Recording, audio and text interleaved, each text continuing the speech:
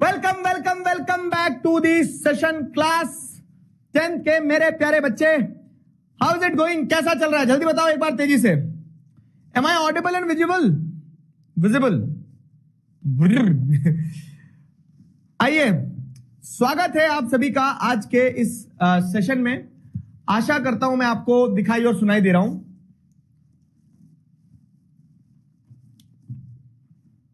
क्यों दोस्तों?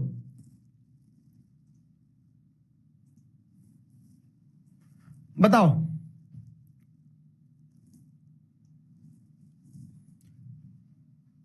M I audible and visible? तो फिर क्या, कैसा चल रहा है?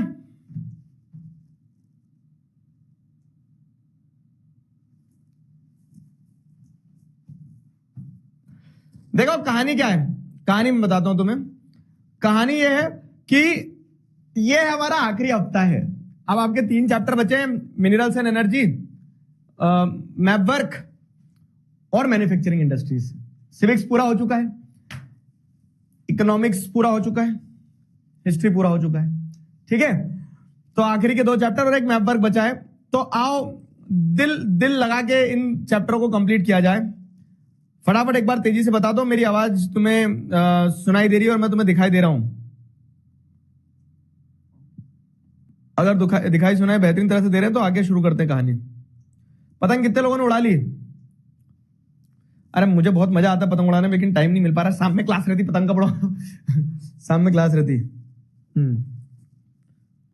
चलिए,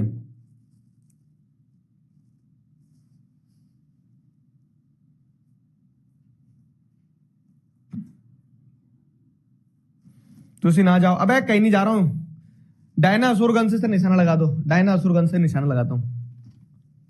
रुक जाओ, डायनासोर गन से निशाना लगा के देखते हैं आज। अभी तक एक दिन क्लास 9th में एकदम लगते लगते बचा था, पता है? ठीक है, अरे यार रह गया। चलो कोई बात नहीं। गाइस मैं तुम्हें आज एक नए दोस्त से मिलवाने वाला हूं। सारे बच्चे आ जाओ जरा फटाफट, फिर बताता हूं मैं। आज हमारी क्लास में एक नया दोस्त आ चुका है। बताओ, गेस करो कौन है ये? कौन है बताओ जल्दी, चैट में गेस करो। थोड़ा सा स्नीक पिक दूं मैं तुम्हें, गेस करो जरा, गेस करो कौन है। देखो कौन आ गया है वापस, कौन आ गया है वापस, बताओ जल्दी। हाँ चैट पब्लिक कर दे रहा हूं, बताओ। चलो गेस करो कौन वापस आ चुका। देखो देखो देखो, कौन आ गया वापस?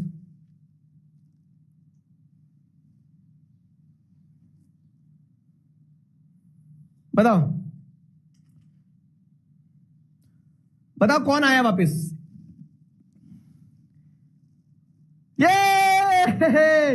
बहुत सारे बच्चों ने गैस कर लिया है, पिकाचू इज बैक। लेकिन पिकाचू की कहानी सुनाता हूं भैया। क्या हुआ, पिकाचू गया था उसके मामा के गांव। एम से मामा का गांव और एम से आता है मेघालय। तो पिकाचू मेघालय पहुंच गया। मेघालय में हो रही थी बहुत भयंकर बारिश। तो जब बहुत भयंकर बारिश हुई तो पिकाचू ने पहन लिया रेनकोट। तो पिकाचू ने रेनकोट पहन लिया, तब से पिकाचू कुछ ऐसा दिखने लगा है। तो ये पिकाचू है और उसने रेनकोट पहन लिया, तो उसका नाम बदल के हमने कर दिया पोपलू। ठीक है, और ये देखो नाम बदलने के साथ साथ पिकाचू के मूड भी बदलते हैं। ये देखा? तो ये नाउ पिकाचू इज पोपलू, और पोपलू जो है तो पोपलू कैसे मूड बदलते हैं, है ना? तो new member, old member being new in the class, old member है हमारा और उसका नया वर्जन आपको क्लास में देखने को मिल रहा है। तो से हाई टू पोपलू। उसके पैर थोड़े से छोटे हैं और शरीर थोड़ा सा बड़ा है, इस कारण वो खड़ा नहीं हो पा रहा है, लेकिन हाँ अभी ठीक है। ठीक है, और देख लग गई। रेनकोट पहन लिया उसने बस गाइस, थोड़ा सा, है ना? तो welcome back to the class. Poplu तुम यहां पे बैठो। मैं पोपलू के सिर में से जो कीचेन लगी ना वो हटा देता हूं, ताकि क्या है ना कि उसका बैलेंस ना बिगड़े। अभी ठीक है, ठीक है, मस्त है ना ये? इसके साथ छेड़छाड़ नहीं होना चाहिए, क्योंकि पिकाचू को इसी तरह से तुमने तोड़ दिया था तुम लोगों ने। इसको इधर रखता हूं एक साइड क्लास में। ठीक है, चलो भाई।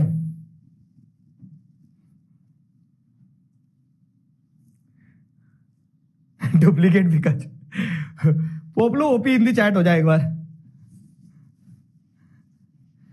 बताया ना रेनकोट क्यों पहना उसने? मेघालय गया था तो गीला हो जाता, इसके लिए रेनकोट पहन के आ गया, बाकी और कुछ नहीं है। ठीक है,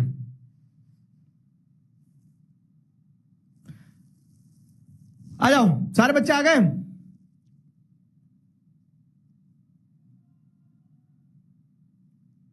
अब होगा कमबैक। ठीक है, अप्पू हाथी वगैरह सब सब यही है बाबू, कोई कहीं नहीं गया है। अप्पू हाथी का लिक्विड खत्म हो गया बस, तो अप्पू हाथी ने अब क्या कर लिया ना, रिटायरमेंट ले लिया है। चलो अब पढ़ लो, क्या बच्चे हो गए थोड़े छोटे से, इसमें खेलते रहते हो। Minerals and energy resources Babu, minerals and energy resources chapter, सारे बच्चे आ गए? चलो 4-5 मिनट भी हो गए। तो भाई साहब मिनरल्स एंड एनर्जी रिसोर्सेज दो पार्ट है चैप्टर के, एक है मिनरल्स के बारे में, एक है एनर्जी रिसोर्सेज के बारे में। अब मैं तुम्हें बता रहा हूं इस चैप्टर में थ्योरी जैसा बहुत कम पार्ट है। क्या है थ्योरी वाला पार्ट? थ्योरी वाला पार्ट बस ये है कि mode of occurrence of minerals अगर देखेंगे तो मिनरल्स अलग अलग तरह से अलग अलग जगह मिलते हैं, वो मोड ऑफ अकरेंस पढ़ना है, एक थ्योरी पार्ट वही है मेजर। इसके अलावा पूरा फैक्ट्स है, इसके अलावा इस चैप्टर में पूरा फैक्ट्स हैं। तो बहुत सारे फैक्ट्स हैं, तो बहुत सारे फैक्ट्स के बीच में अपने को कैसे चीजें मैनेज करना है अपने को वो समझना है बस, है ना। तो ढेर सारे फैक्ट्स फैक्ट्स फैक्ट्स फैक्ट्स हैं, उन फैक्ट्स को अपने को पढ़ते चलना है, तो फैक्ट्स एक एक करके समझना है सब, ठीक है। तो सारे फैक्ट्स एक एक करके अच्छे से पढ़ना समझना, ध्यान रखना। तो बिफोर वी स्टार्ट मैं आपको एक छोटा सा बेसिक इंट्रो देता हूं चैप्टर का।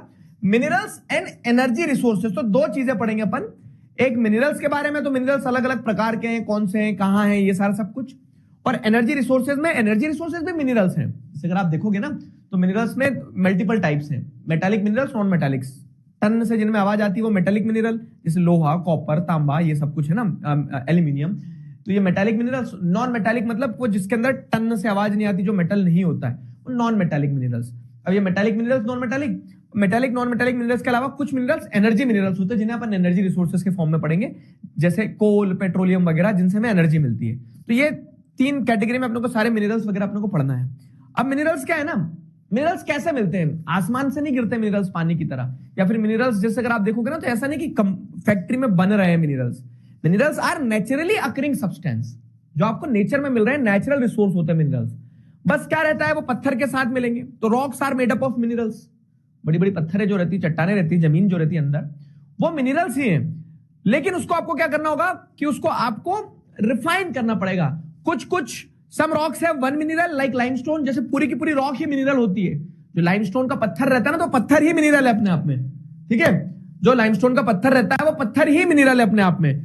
और कुछ जो होते हैं तो आपको क्या देखने को मिलता है, कुछ जो आपको पार्ट देखने को मिलेंगे कि कुछ मिनरल्स जो रहते हैं वो मिनरल्स जो रहेंगे तो वो आपको ऐसे देखने को मिलेंगे कि बहुत सारे पत्थर को रिफाइन करने के बाद, जैसे हीरा कैसे मिलेगा, हीरा आपको मिलेगा जब बहुत सारे आप क्या करोगे, हाईली कंप्रेस्ड रॉक, जिसको कोयला भी कहते हैं हम, कोयले के बीच में से कहीं एक हीरा निकल के आता है। तो कभी कभी एक क्या बोल सकते हैं ना, एक पाइल ऑफ रॉक के बीच में से थोड़ा सा मिनरल निकलेगा, कभी कभी एक रॉक ही पूरा मिनरल होगी, लेकिन मिनरल आपको नेचर के अंदर मिलेंगे, ठीक है। और कैसे बनते हैं मिनरल? तो the type of mineral formed depends upon physical and chemical conditions, giving each mineral unique colour, hardness and shape. तो हर एक मिनरल को एक यूनिक कलर, एक हार्डनेस, एक शेप देने का काम होता है किसके द्वारा? नेचर के द्वारा। तो वो कितने प्रेशर में है, वो किस हीट के साथ है, कहां पे है, क्या है, उससे डिपेंड करेगा कि वो मिनरल कैसे मिनरल बनेगा, ठीक है। उससे डिपेंड करेगा कि वो मिनरल कैसा मिनरल बनेगा, ठीक है। समझ में आया? तो अब मिनरल्स की स्टडी बहुत इंपॉर्टेंट पार्ट हो जाती है। और मिनरल्स की स्टडी कैसे करते हैं? तो एक ज्योग्राफर जो होता है ना, तो एक ज्योग्राफर क्या करता है, geographer study minerals to understand landforms and economic use.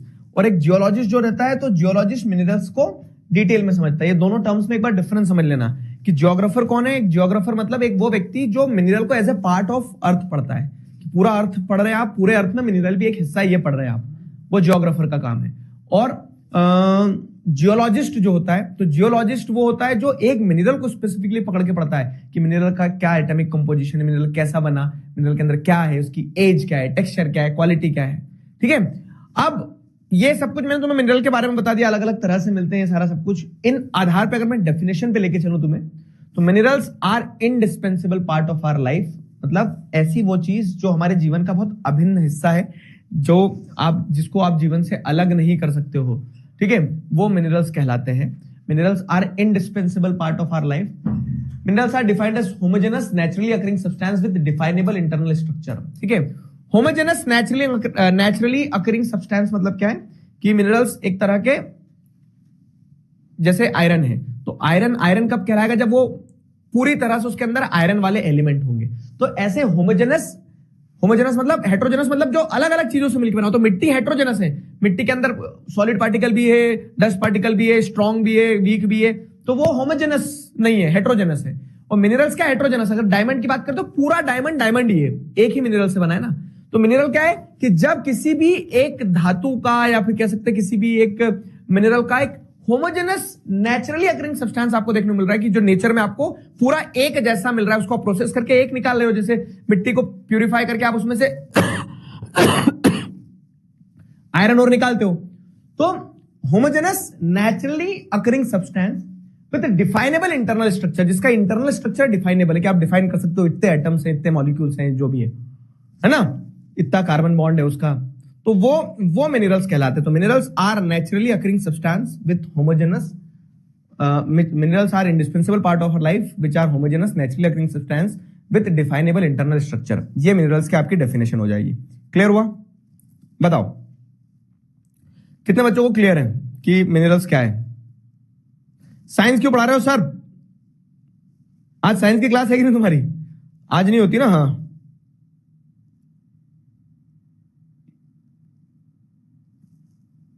बताओ।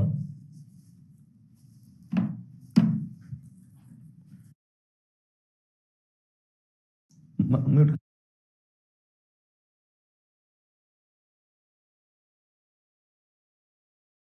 बोल दो, आ जाओ, और तुमको मैं एक चीज दूंगा, वो दे देना।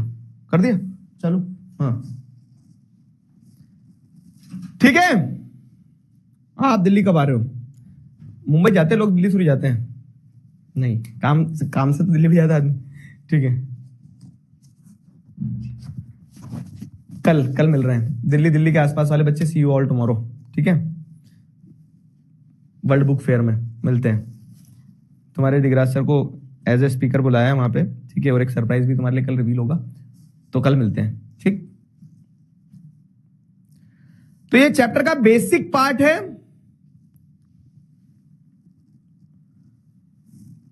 ये चैप्टर का बेसिक पार्ट है।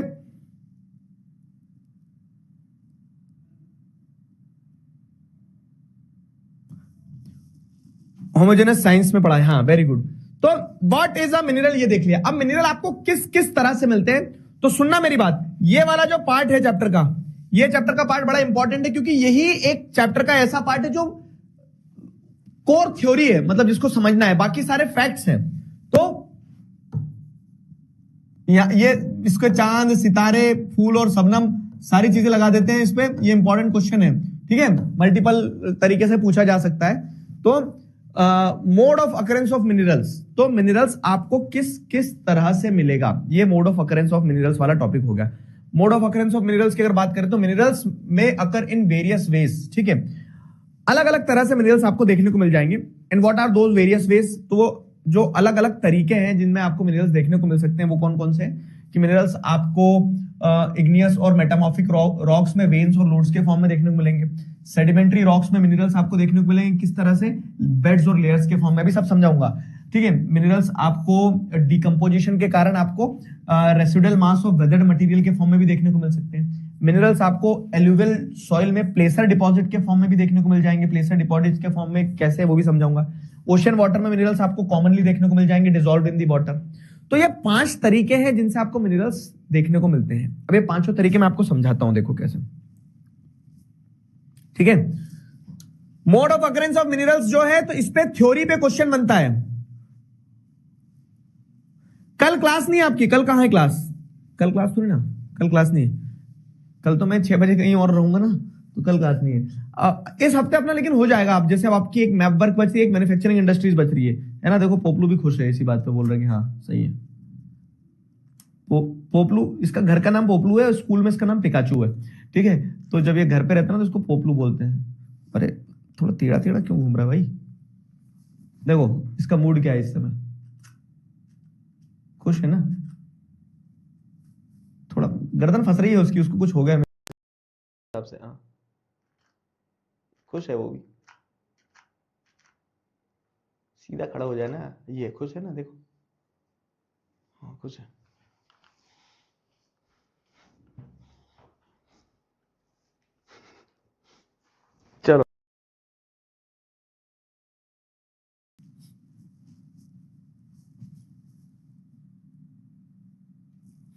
मोड ऑफ अकरेंस समझ लो, इस पे इंपॉर्टेंट क्वेश्चन आता है।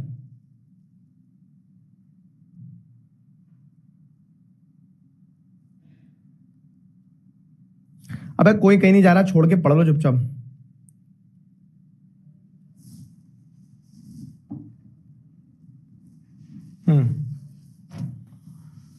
Mode of occurrence of minerals की अगर बात करें तो mode of occurrence of minerals में क्या है, तो मिनरल्स में occur in various ways. And what are those various ways? जो अलग अलग तरह से मिनरल्स आपको देखने को मिलते हैं, वो अलग अलग तरह से जो मिनरल्स आपको देखने को मिलते हैं वो क्या है?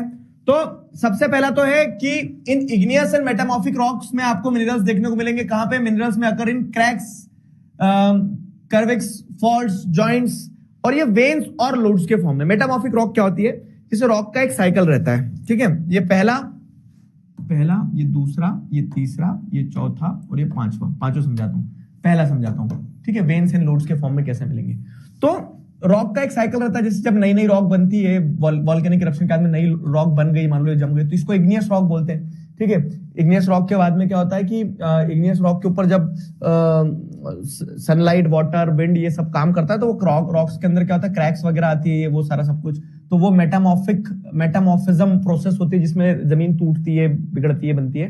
तो सेकेंड स्टेज जो रहता है उसको मेटामॉर्फिक रॉक बोलते हैं ना, बनने के बाद का सेकेंड स्टेज।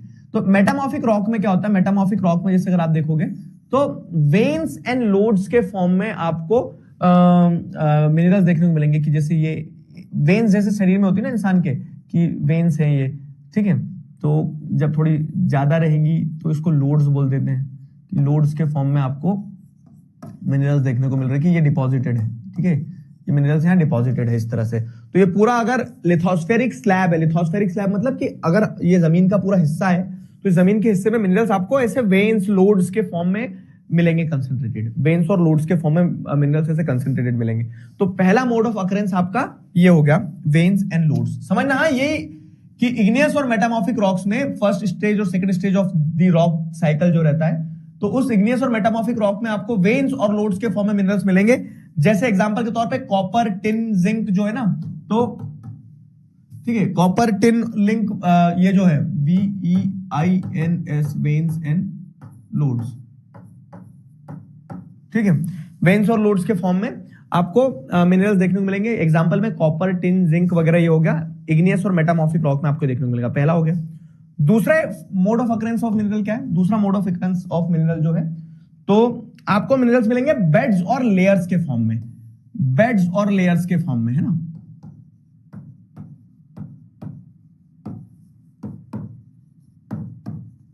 बेड्स और लेयर्स के फॉर्म में मिलेंगे।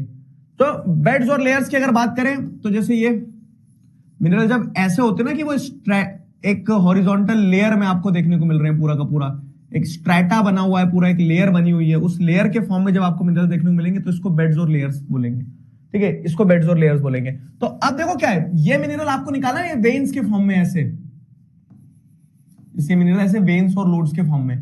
तो ये मिनरल जब आपको निकालना तो आपको क्या करना होगा? ये मिनरल जब आपको निकालना तो आपको पूरा गड्ढा ऐसे खोद के जाना पड़ेगा, पूरी मिट्टी निकालना पड़ेगी। लेकिन इसमें इधर ऊपर की मिट्टी निकालने से कोई मतलब ही नहीं है। तो इस तरह के मिनरल्स जो रहते हैं, जो बेड्स और लेयर्स के फॉर्म में मिलेंगे आपको।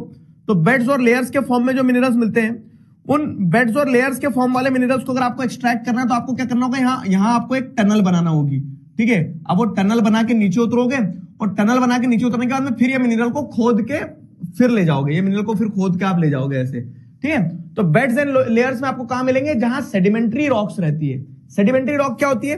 तो पहले रॉक बन गई इग्नियस रॉक, फिर वो टूट रही है मेटामॉर्फिक रॉक, और वो मेटामॉर्फिक रॉक जब हवा से उड़ के चले गई, ठीक है, बह के चली गई और कहीं पे डिपॉजिट हो गई, कहीं पे उसका सेडिमेंटेशन हो गया, कहीं पे जम गई। तो जब ये एक लेयर जमी होगी, इसके ऊपर और मिट्टी और मिट्टी और मिट्टी और मिट्टी और मिट्टी आते चली गई, और ये मिट्टी नीचे दब गई, सप्रेस्ड है, बहुत लंबे समय से हीट और प्रेशर सह रही है, तो ये मिट्टी का जो पार्ट है ये मिनरल्स में कन्वर्ट हो जाता है, और एक पूरी की पूरी लेयर जो है, ठीक है, एक पूरी की पूरी लेयर इन दी सॉइल जो है वो क्या है? बेड और लेयर के फॉर्म में आपको जो देखने को मिल रही मिनरल्स पाए जाते हैं। तो उन्हें मतलब इस तरह से भी मिनरल पाए जाते हैं। ये एक मोड ऑफ अकरेंस है बेड्स और लेयर्स की, ठीक है। ये बेड्स और लेयर्स की एक मोड ऑफ अकरेंस हो गई, ठीक है। दो अकरेंस हो गई।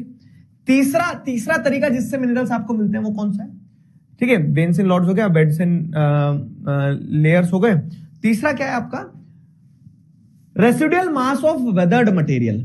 अब मैं समझाता हूं आपको क्या है। जैसे ये एक जमीन है, समझना, हाँ, इस जमीन में क्या हो रहा है ना, यहां पे कुछ कुछ मिनरल ऐसे थे, ऊपर मिट्टी है पूरी, है ना, ये मिनरल कहीं कहीं ऐसे दबे हुए ये रखे हैं मिनरल, ठीक है, ये मिनरल कहीं कहीं दबे हुए रखे हैं, ये मिनरल ऐसे दबे हुए रखे। अब क्या हुआ, बारिश होगी, अब धूप पड़ेगी, ये सारी चीजें, ठीक है, बहुत तेज पानी बह के निकल गया इस पे से, अगर क्लियर है, पानी बह के निकल गया अगर बहुत तेज, तो क्या होगा,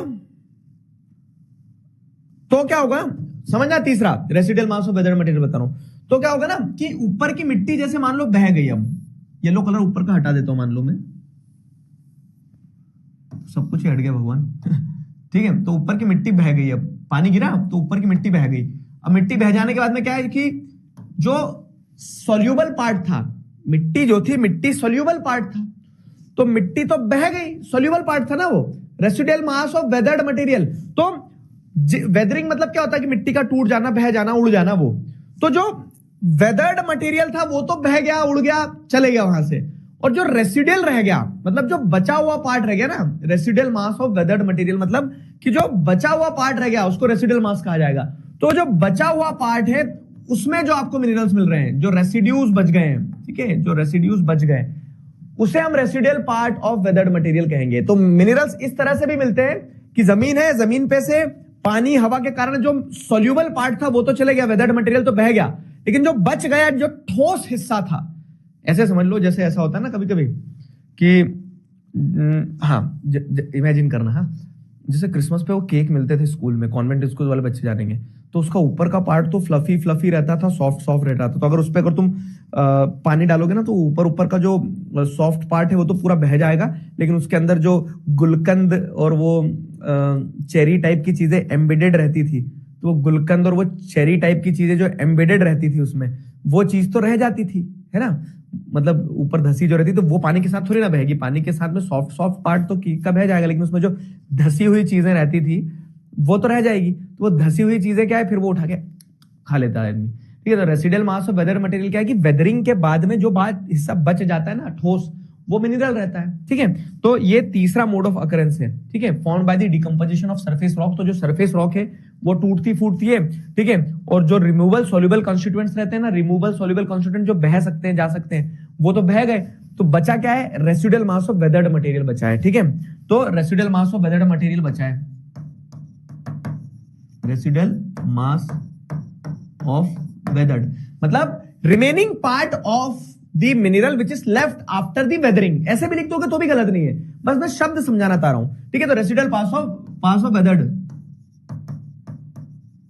मटेरियल, इस तरह से भी मिनरल्स आपको मिलेंगे। जैसे जो बॉक्साइट होता है ना, एल्यूमिनियम, वो एल्यूमिनियम ऐसे मिलता है कि जमीन के ऊपर से जमीन का जो हिस्सा सॉल्यूबल पार्ट था मिनरल्स का वो तो बह गया, जो रह गया वो रेसिडुअल पार्ट है, ठीक है, तो वो residual part of weathered material कहलाएगा।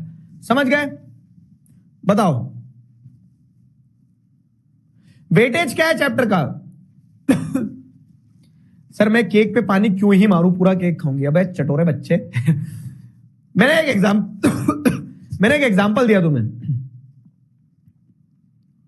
ठीक है। चलो क्लियर हुआ?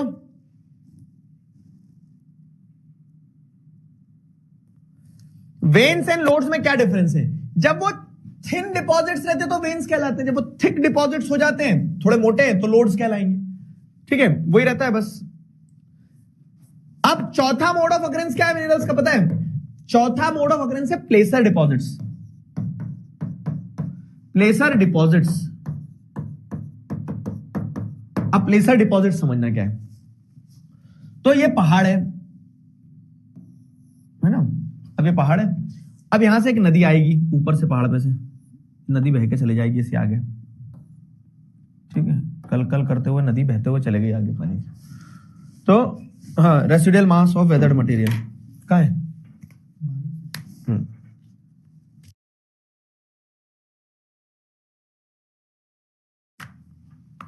एक मिनट बुला लेना, बुला लो। हाँ हाँ ठीक है। समझ में आ गया यहां तक? पहले बताओ इतना समझ में आएगी नहीं? इतना क्लियर है?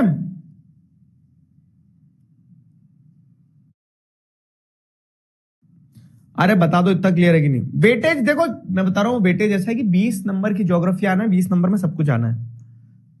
यही यही पार्ट है चैप्टर का, जो थ्योरी है जो समझना है।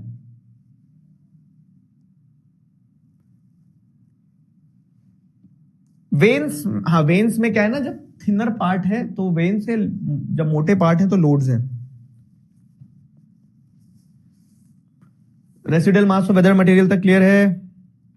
बेड्स एंड लेयर्स क्या है? वही है कि वो थिकनेस पे डिपेंड करता है, कि ऐसे बेड्स मतलब उसको बेड कह लो या लेयर कह लो, वो दोनों एक ही चीज है। कि जब आपको ऐसे हॉरिजॉन्टल स्ट्रेटा में आपको मिनरल्स मिलेंगे, चकती की चकती मिल रही है, चकती समझते हो?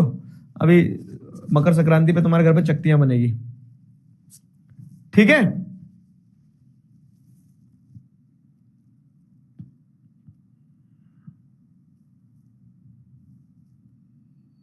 चलो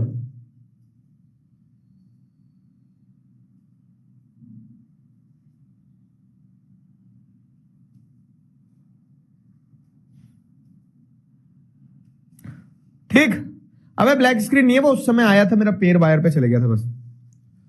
तो ये हो गया residual mass of weather material. Placer deposit समझ लो अब जरा, बस बस बस शांत हो जाओ, शांत। अब प्लेसर डिपॉजिट समझो।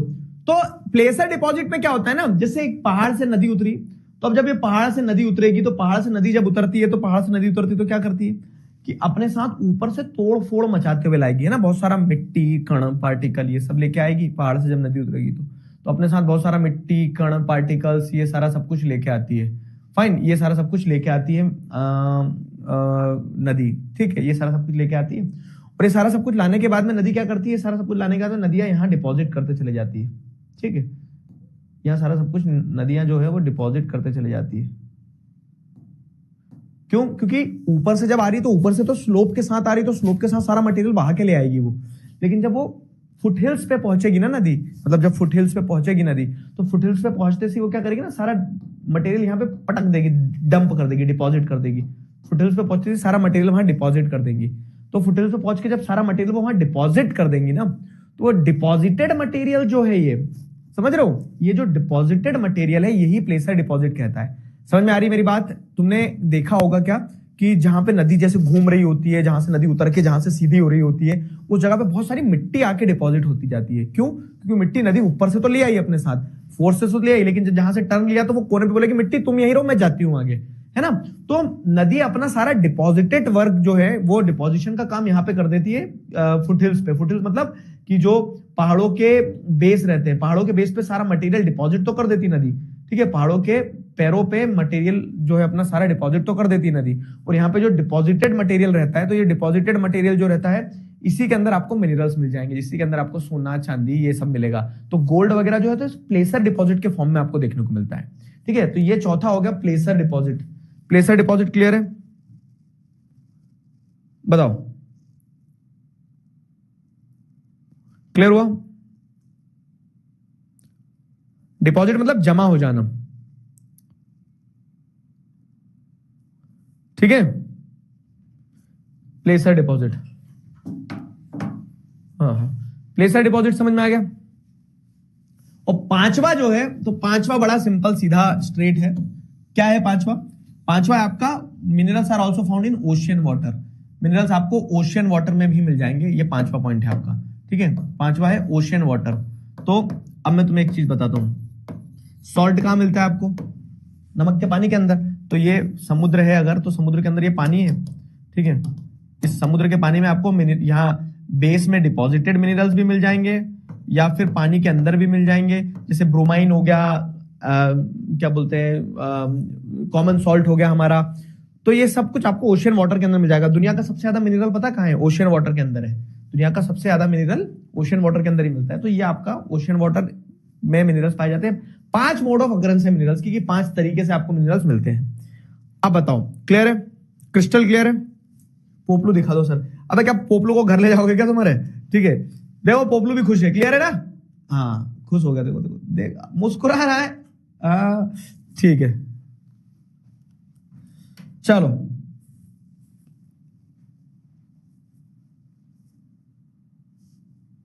साइंस टीम से मिलवा तो दिया, residual mass of weathered material एक बार और समझा दो बाबू, क्या हो रहा है समझना, सिंपल चीज कि जमीन के ऊपर मिनरल है। अब डेफिनेशन पढ़ो इसकी क्या है, ठीक है। तो ओशन वाटर में आपको ट्रेसेस ऑफ मिनरल मिल जाते हैं, जैसे कॉमन सॉल्ट वगैरह। प्लेसर डिपॉजिट क्या है कि मिनरल्स में आकर एज एल्यूवल डिपॉजिट, तो जो पहाड़ से नदी आ रही तो वो एल्यूवल डिपॉजिट के फॉर्म मिल जाएगा, कॉल्ड प्लेसर डिपॉजिट। जैसे गोल्ड, सिल्वर, प्लेटिनियम आपको ऐसे मिलेगा। रेसिडुअल मास क्या है ना कि जैसे आप देखोगे कि कुछ रॉक जो रहती है, जो डिकम्पोज होती है, उनका डिकम्पोजिशन होता है सरफेस रॉक का, और जो ऊपर का सोल्यूबल कॉन्स्टिट्यूएंट है, ठीक है, तो वो जो पानी में मिल सकता है ना, वो पानी में मिलने वाला सोल्यूबल कॉन्स्टिट्यूएंट तो बह जाता है पानी के साथ में। रह क्या जाता है? रह जाता है जो बहेगा नहीं वही रहेगा। वाह, जो बहेगा नहीं वही रहेगा। तो जो बह गया वो बह गया, और जो रह गया वो रह गया।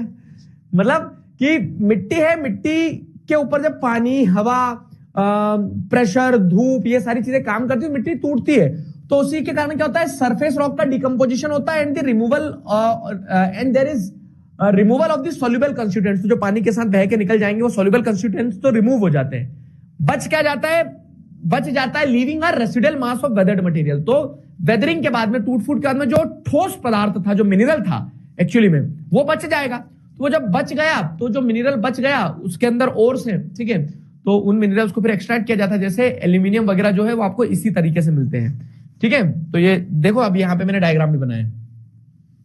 तो ये वेन्स और लूट्स के फॉर्म में ऐसे मिलेंगे, ठीक है। फिर क्या होगा आपको, जैसे एक स्ट्रेटा है पूरा कोल का, तो ये बेड्स एंड लेयर्स के पार्ट में रहेंगे, ठीक है। ये वो हो गया। फिर सेडिमेंट्री रॉक्स में इसमें पानी वानी होगा, तो जो बह जाएगा वो बह जाएगा, और ये जो रह गया रेसिडुअल मास, तो ये रेसिडुअल मास है, ठीक है। इसको आप मिनरल की तरह यूज कर लेते हो। फिर क्या, एल्यूवल प्लेसर डिपॉजिट, मतलब ये मिट्टी के जो कण ऊपर से आ रहे हैं नदी के साथ, वो, ठीक है, गोल्ड वोल्ड मिल गया आपको। और ओशन वाटर में जैसे सॉल्ट वगैरह, ये ठीक है, सिंपल एग्जांपल समझ में आना चाहिए। क्लियर है?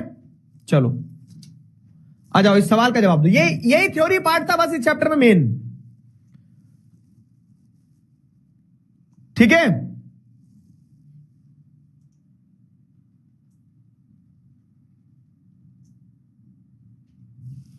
क्लियर है?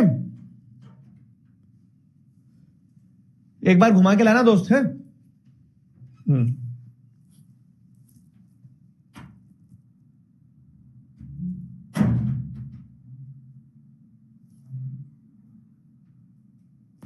ठीक है, चलो गुड। क्वेश्चन देखो क्या है, असर्शन दिया गया, सर्टेन मिनरल्स में occur as alluvial deposit in sands of valley floors and the base of hills. These are usually minerals that are not corroded by water. हाँ, अच्छा क्वेश्चन है, क्वेश्चन, अरे रे रे रे रे रे भाई भाई भाई भाई, अच्छा क्वेश्चन है, देखो क्या है।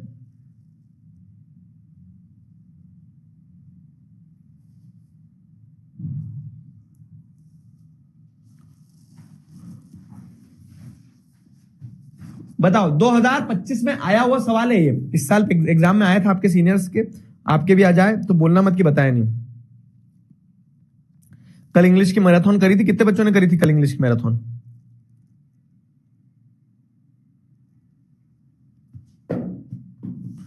चलो बताओ।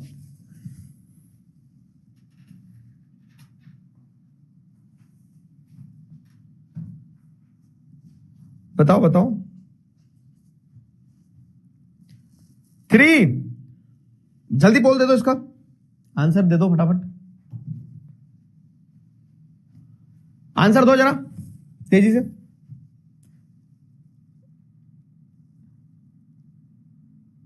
अब इसके बाद चैप्टर जो है ना, अब इसके बाद चैप्टर में फैक्ट्स है। तो जैसे अपन ने मिनरल्स समझ लिया, mode of occurrence of minerals समझ ली। अब मिनरल किस प्रकार के होते हैं, तो कुछ मेटालिक मिनरल्स होते हैं, कुछ नॉन मेटालिक मिनरल्स होते हैं। मेटालिक मिनरल्स मतलब जिनके अंदर मेटल है, आयरन वाले, ठीक है। तो नहीं, अब मेटालिक मिनरल में भी फेरस होते हैं और नॉन फेरस होते हैं। फेरस मिनरल्स वो जिनके अंदर आयरन होता है, तो आयरन और वगैरह ये वो। तो अब इनका फैक्ट्स है कि कौन से मिनरल कहां मिलते हैं। तो अब जो आगे पढ़ाऊंगा मैं आपको फैक्चुअल चीजें, तो फैक्चुअल चीजें आपको बस कनेक्ट करते चलना है। इसका राइट आंसर देखो, both A and RR2 and R is the correct explanation of A. क्यों? क्योंकि सर्टेन मिनरल्स में occur as alluvial deposit in sands of valley floors and base of hill. तो एल्यूवल जो प्लेसर डिपॉजिट है उसकी बात कर रहे हैं कि कुछ मिनरल्स आपको एल्यूवल डिपॉजिट की तरह यहां मिलेंगे बेस ऑफ हिल पे। बात सही है। अब बेस ऑफ हिल पे कौन सा मिनरल मिलेगा? वही मिनरल जो कोरोड नहीं होता है वाटर से, मतलब वाटर से जो खराब नहीं होगा, जिसको जंग नहीं लगेगी, जो खत्म नहीं होगा। क्यों? क्योंकि पानी लेके तो आया ऊपर से उन मिनरल को, और उन मिनरल को यहां डिपॉजिट कर दिया, तो अब वो यहां पे डिपॉजिटेड है, उनके ऊपर से पानी बहता जाएगा, लेकिन वो पानी से खत्म नहीं होंगे। तो जो मिनरल्स वाटर से कोरोड नहीं होते, खत्म नहीं होते, वो मिनरल्स आपको यहां मिलेंगे, जिनके ऊपर पानी का कोई प्रभाव नहीं पड़ेगा, वो मिनरल्स आपको इस तरह से मिलेंगे। तो both and R true and R is the correct explanation of A. समझ में आया? हमेशा असर्शन को क्वेश्चन बनाया करो कि असर्शन क्या कहना चाह रहा है, तब आपको पता चलेगा कि reason is the correct explanation और नॉट। पोल रॉन्ग नहीं है, पोल सही है। Both and R true and R is the. अरे यार, बी किसने सेलेक्ट किया? मैंने नहीं किया, हैंड्स अप, मैंने नहीं किया। बी सेलेक्ट हो गया। राइट आंसर इसका ए है, राइट आंसर इसका ए। आ जाओ, चलो देखते हैं किन किन बच्चों ने गलत आंसर दिए। आरव, अजिंक्य लक्ष्मण, सुरभि अग्रवाल, रेहान, सूरज वर्मा, ऋचा, काव्या, तन्मय, पीके स्टूडेंट और उत्कर्ष, ये सारे बच्चे जो इनने गलत आंसर दिए। क्या करते हो यार दोस्तों? ये सारे बच्चे वो हैं जिन्होंने गलत आंसर दिया। हाँ, रॉन्ग पोल हो गया था, पोल रॉन्ग हो गया था, बाकी राइट आंसर है इसका। तो अब अपन ने मिनरल्स का मोड ऑफ अकरेंस और ये सारी चीजें जो बेसिक इंपॉर्टेंट पार्ट था वो समझ लिया है। तो अब अपन क्या करते हैं ना, अब अपन अबे खुल क्यों जा रहा है डब्बा? यहां लग रहा है। अब अपन classification and distribution of minerals पढ़ते हैं कि मिनरल्स को कैसे कैसे क्लासिफाई किया जा सकता है, कैसे कैसे डिस्ट्रीब्यूट किया जा सकता है ना। Classification and distribution of minerals पढ़ते हैं।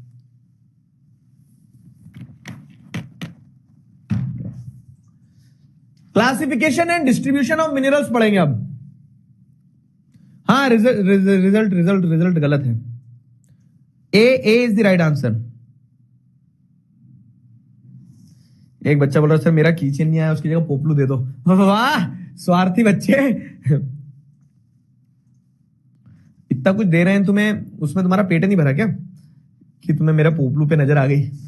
अच्छा, इतना कुछ दे रहे हैं, मुझे ध्यान आया। एक चीज बताता हूं मैं तुम्हें। तुम नेक्स्ट टॉपर्स को कब से जानते हो? बताओ जरा मुझे एक बार चैट में, कब से जानते हो नेक्स्ट टॉपर्स को तुम लोग? बस 2 मिनट 5 मिनट लूंगा तुम्हारे, एक बहुत मजेदार चीज बताता हूं मैं तुम्हें। बताओ। 4 साल से? अबे 4 साल तो हुए नहीं, नेक्स्ट टॉपर्स को झूठ बोलता है, मारूंगा। 4 साल से जानता हूं। एनर्जी कल पढ़ा दीजिएगा। ना कल नहीं, आज ही करेंगे। अभी अपन कंटिन्यूटी में करेंगे। अभी अब आगे फैक्ट्स है सारा। तो हमने जिस उत्साह के साथ नेक्स्ट टॉपर्स को शुरू किया था ना, वो उत्साह क्या था पता है तुम्हें? कि 2 साल पहले यही टाइम पीरियड था, हम तीनों मिले और हम तीनों ने तय किया कि यार बच्चा अलग अलग जगह पढ़ रहा है। 10th में मुझे पता है कि मुझसे सोशल साइंस पढ़ रहा है, प्रशांत देव को पता था कि वो साइंस पढ़ा रहे हैं, शुभदेव को पता था आपके कि वो मैथ्स पढ़ा रहे हैं। तो बच्चा अलग अलग जगह पढ़ रहा है, तो लेट अस कम टुगेदर। एक जगह बच्चे को सब कुछ मिल जाएगा, बच्चा खुश और चीजें कन्वीनियंट हो जाएगी। कोई बहुत ज्यादा कुछ नहीं सोचा था हमने, सिर्फ ये सोचा था कि अलग अलग पढ़ा रहे हैं, एक साथ पढ़ा लेते हैं, मजा आ जाएगा। ठीक है, मतलब एक बार साथ पढ़ा के देखते हैं क्या ही हो जाएगा। ट्रेंड चल रहा ना मीम वाला, तो फिर वो वैसा। तो हाँ, तो हमने उस उम्मीद के साथ नेक्स्ट टॉपर्स को शुरू किया था कि हम एक साथ आके 10वीं के बच्चे जो उनके लिए बेहतरीन कर पाए। फिर क्या हुआ, हमें पता चला कि यार बेहतरीन नहीं हो गया, बहुत बेहतरीन हो गया। कैसे बहुत बेहतरीन हो गया? कि पूरा देश पढ़ रहा है। फिर हमने 9th के बारे में भी सोचा कि क्यों ना 9th के बारे में भी कुछ सोचा जाए, क्योंकि 9th के बच्चे भी वही चाह रहे थे कि भैया हमारे सीनियर्स को पढ़ा दिया, हमें क्या कांटे लगेगा, हमें भी पढ़ा दो। मतलब ठीक है, 9th को भी पढ़ा देते हैं। फिर हमें पता ही नहीं चल रहा, 11th-12th को पढ़ाना शुरू कर दिया। 11th-12th के लिए टीम बन गई, हम 3 से 33 हो गए। ठीक है, 3 से 33 हो गए, टीम बन गई। टीम बनने के बाद में आप देख रहे हो कि 11th-12th को भी उतना ही प्यार मिल रहा है। फिर क्या हुआ कि हमने ये आइडेंटिफाई करा कि यार प्रॉब्लम्स हैं, देयर आर प्रॉब्लम्स। तो हमें ये एहसास हुआ कि बच्चों को, लेकिन हमें तो दिल से पढ़ाना है, हम उस पर फोकस कर रहे थे। फिर लोगों को ऐसा लगा कि अबे क्या ये स्कूल के बच्चों को पढ़ाते हैं, इनसे क्या होगा, और इस टाइप से। तो लोग हमें अंडर एस्टिमेट करने लगे। तो अब वो ये ना कि man when it comes to ego, तो हमने बोला कि ना, जहां जहां समस्या दिखेगी वहां वहां समाधान निकालेंगे। तो आप देख रहे हो कि मिशन जीत पे आपके शुभित भैया काम कर रहे हैं बेहतरीन तरह से, और इवेंचुअली हम सब मिलकर उसको बहुत मजबूत बनाएंगे। लेकिन कहानी यहां खत्म नहीं होती है मेरे दोस्त। क्यों? क्योंकि ये बस शुरुआत है। मैं तुम्हें एक मजेदार चीज बताता हूं। तो आप में से कितने लोगों के भाई बहन ऐसे हैं जो अभी छोटी क्लासेस में हैं? क्योंकि ये बोलते हैं ना कि हम अलग अलग पढ़ा रहे, तो कोई बोल रहा है कि मैंने आपसे 6 से पढ़ाऊं, कोई बोल रहा है कि मैं आपसे 7 से पढ़ाऊं, ये पढ़ाऊं वो पढ़ाऊं। लेकिन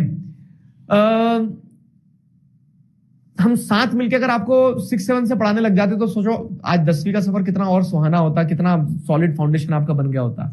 और उसी चीज को ध्यान में रखते हुए मजा तभी आता जब आपको लोग क्या करते हैं ना, आपको अंडरडॉग समझते हैं, आपको ये समझते हैं कि यार आपसे नहीं हो पाएगा। तो मैं वही बताना चाह रहा हूं कि अब तो शुरुआत हुई है और नेक्स्ट टॉपर जूनियर्स भी आपके लिए आने वाला है बहुत ही जल्द।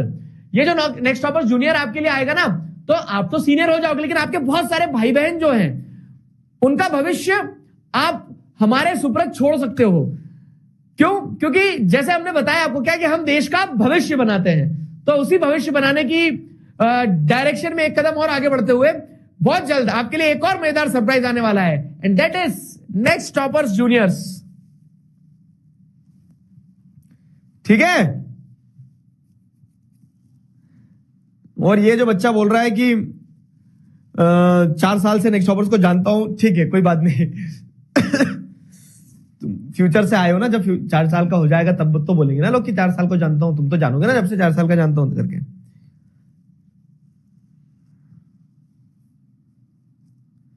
ठीक है, चलो अभी के तुम्हें बस इतना बोलूंगा कि just wait and watch, next toppers juniors is coming. ठीक है, नेक्स्ट टॉपर्स जूनियर आने वाला है। तब तक के लिए जय नेक्स्ट टॉपर्स। इधर ध्यान दो क्लास में।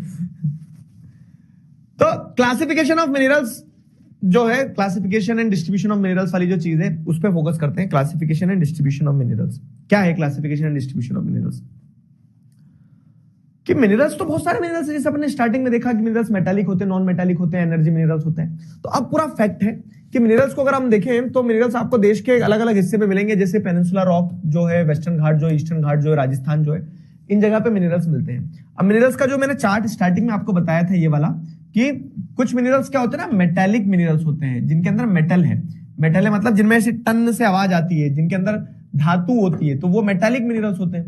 ठीक है, वो आपके मेटालिक मिनरल्स होते हैं। ये आपके मेटालिक मिनरल्स होते हैं। मेटालिक मिनरल्स में भी क्या होता है ना, कुछ मिनरल फेरस मिनरल्स होते हैं। फेरस मिनरल मतलब जिनके अंदर आयरन है, जिनके अंदर लोहा रहता है। तो जैसे आयरन ओर, मैंगनीज, निकल, कोबाल्ट, ये सारे वो मिनरल्स हैं जिनके अंदर आयरन होता है। नॉन फेरस मतलब कि मेटालिक मिनरल तो है जिनमें आवाज आएगी टन से, लेकिन उनके अंदर लोहा नहीं है। लोहा नहीं है तो क्या है, वो कॉपर होते हैं, वो लेड होते हैं, वो टिन होते हैं, वो बॉक्साइट होते हैं। तो ये नॉन फेरस मिनरल्स हो गए। फिर नॉन फेरस के बाद में क्या है, कुछ मिनरल्स होते हैं जो मेटालिक मिनरल्स होते हैं, जो प्रीशियस होते हैं, जैसे गोल्ड हो गया, सिल्वर हो गया, प्लेटिनियम हो गया, है ना।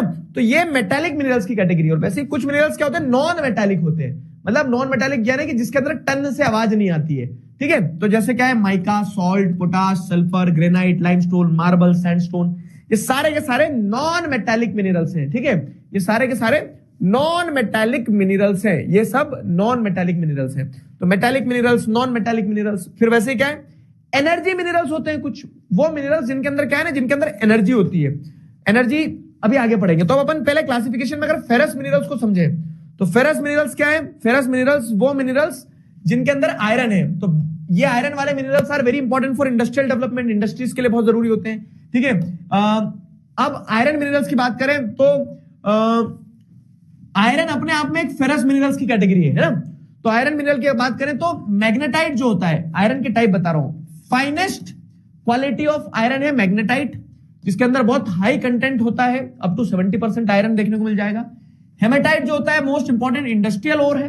ठीक है, जो इंडस्ट्रीज में ज्यादातर यूज होता है, जिसका 50 से 60%, क्योंकि ऑब्वियस है कि अगर आप बात करेंगे किसकी, मैग्नेटाइट की, तो magnetite finest variety of iron ore तो है, लेकिन उतना ही महंगा भी होगा। तो इंडस्ट्रीज में आपको ठीक ठीक वाला मिनरल, ऐसा होता है ना कि ठीक ठीक वाला प्रोडक्ट दे दो, सबसे अच्छा भी नहीं चाहिए, सबसे खराब भी नहीं चाहिए, ठीक ठीक वाला जो मिनरल है तो वो हेमेटाइट होता है। आयरन ओर के 2 टाइप होते हैं, एक मैग्नेटाइट, एक हेमेटाइट। ठीक है, आयरन पहला फेरस मिनरल है।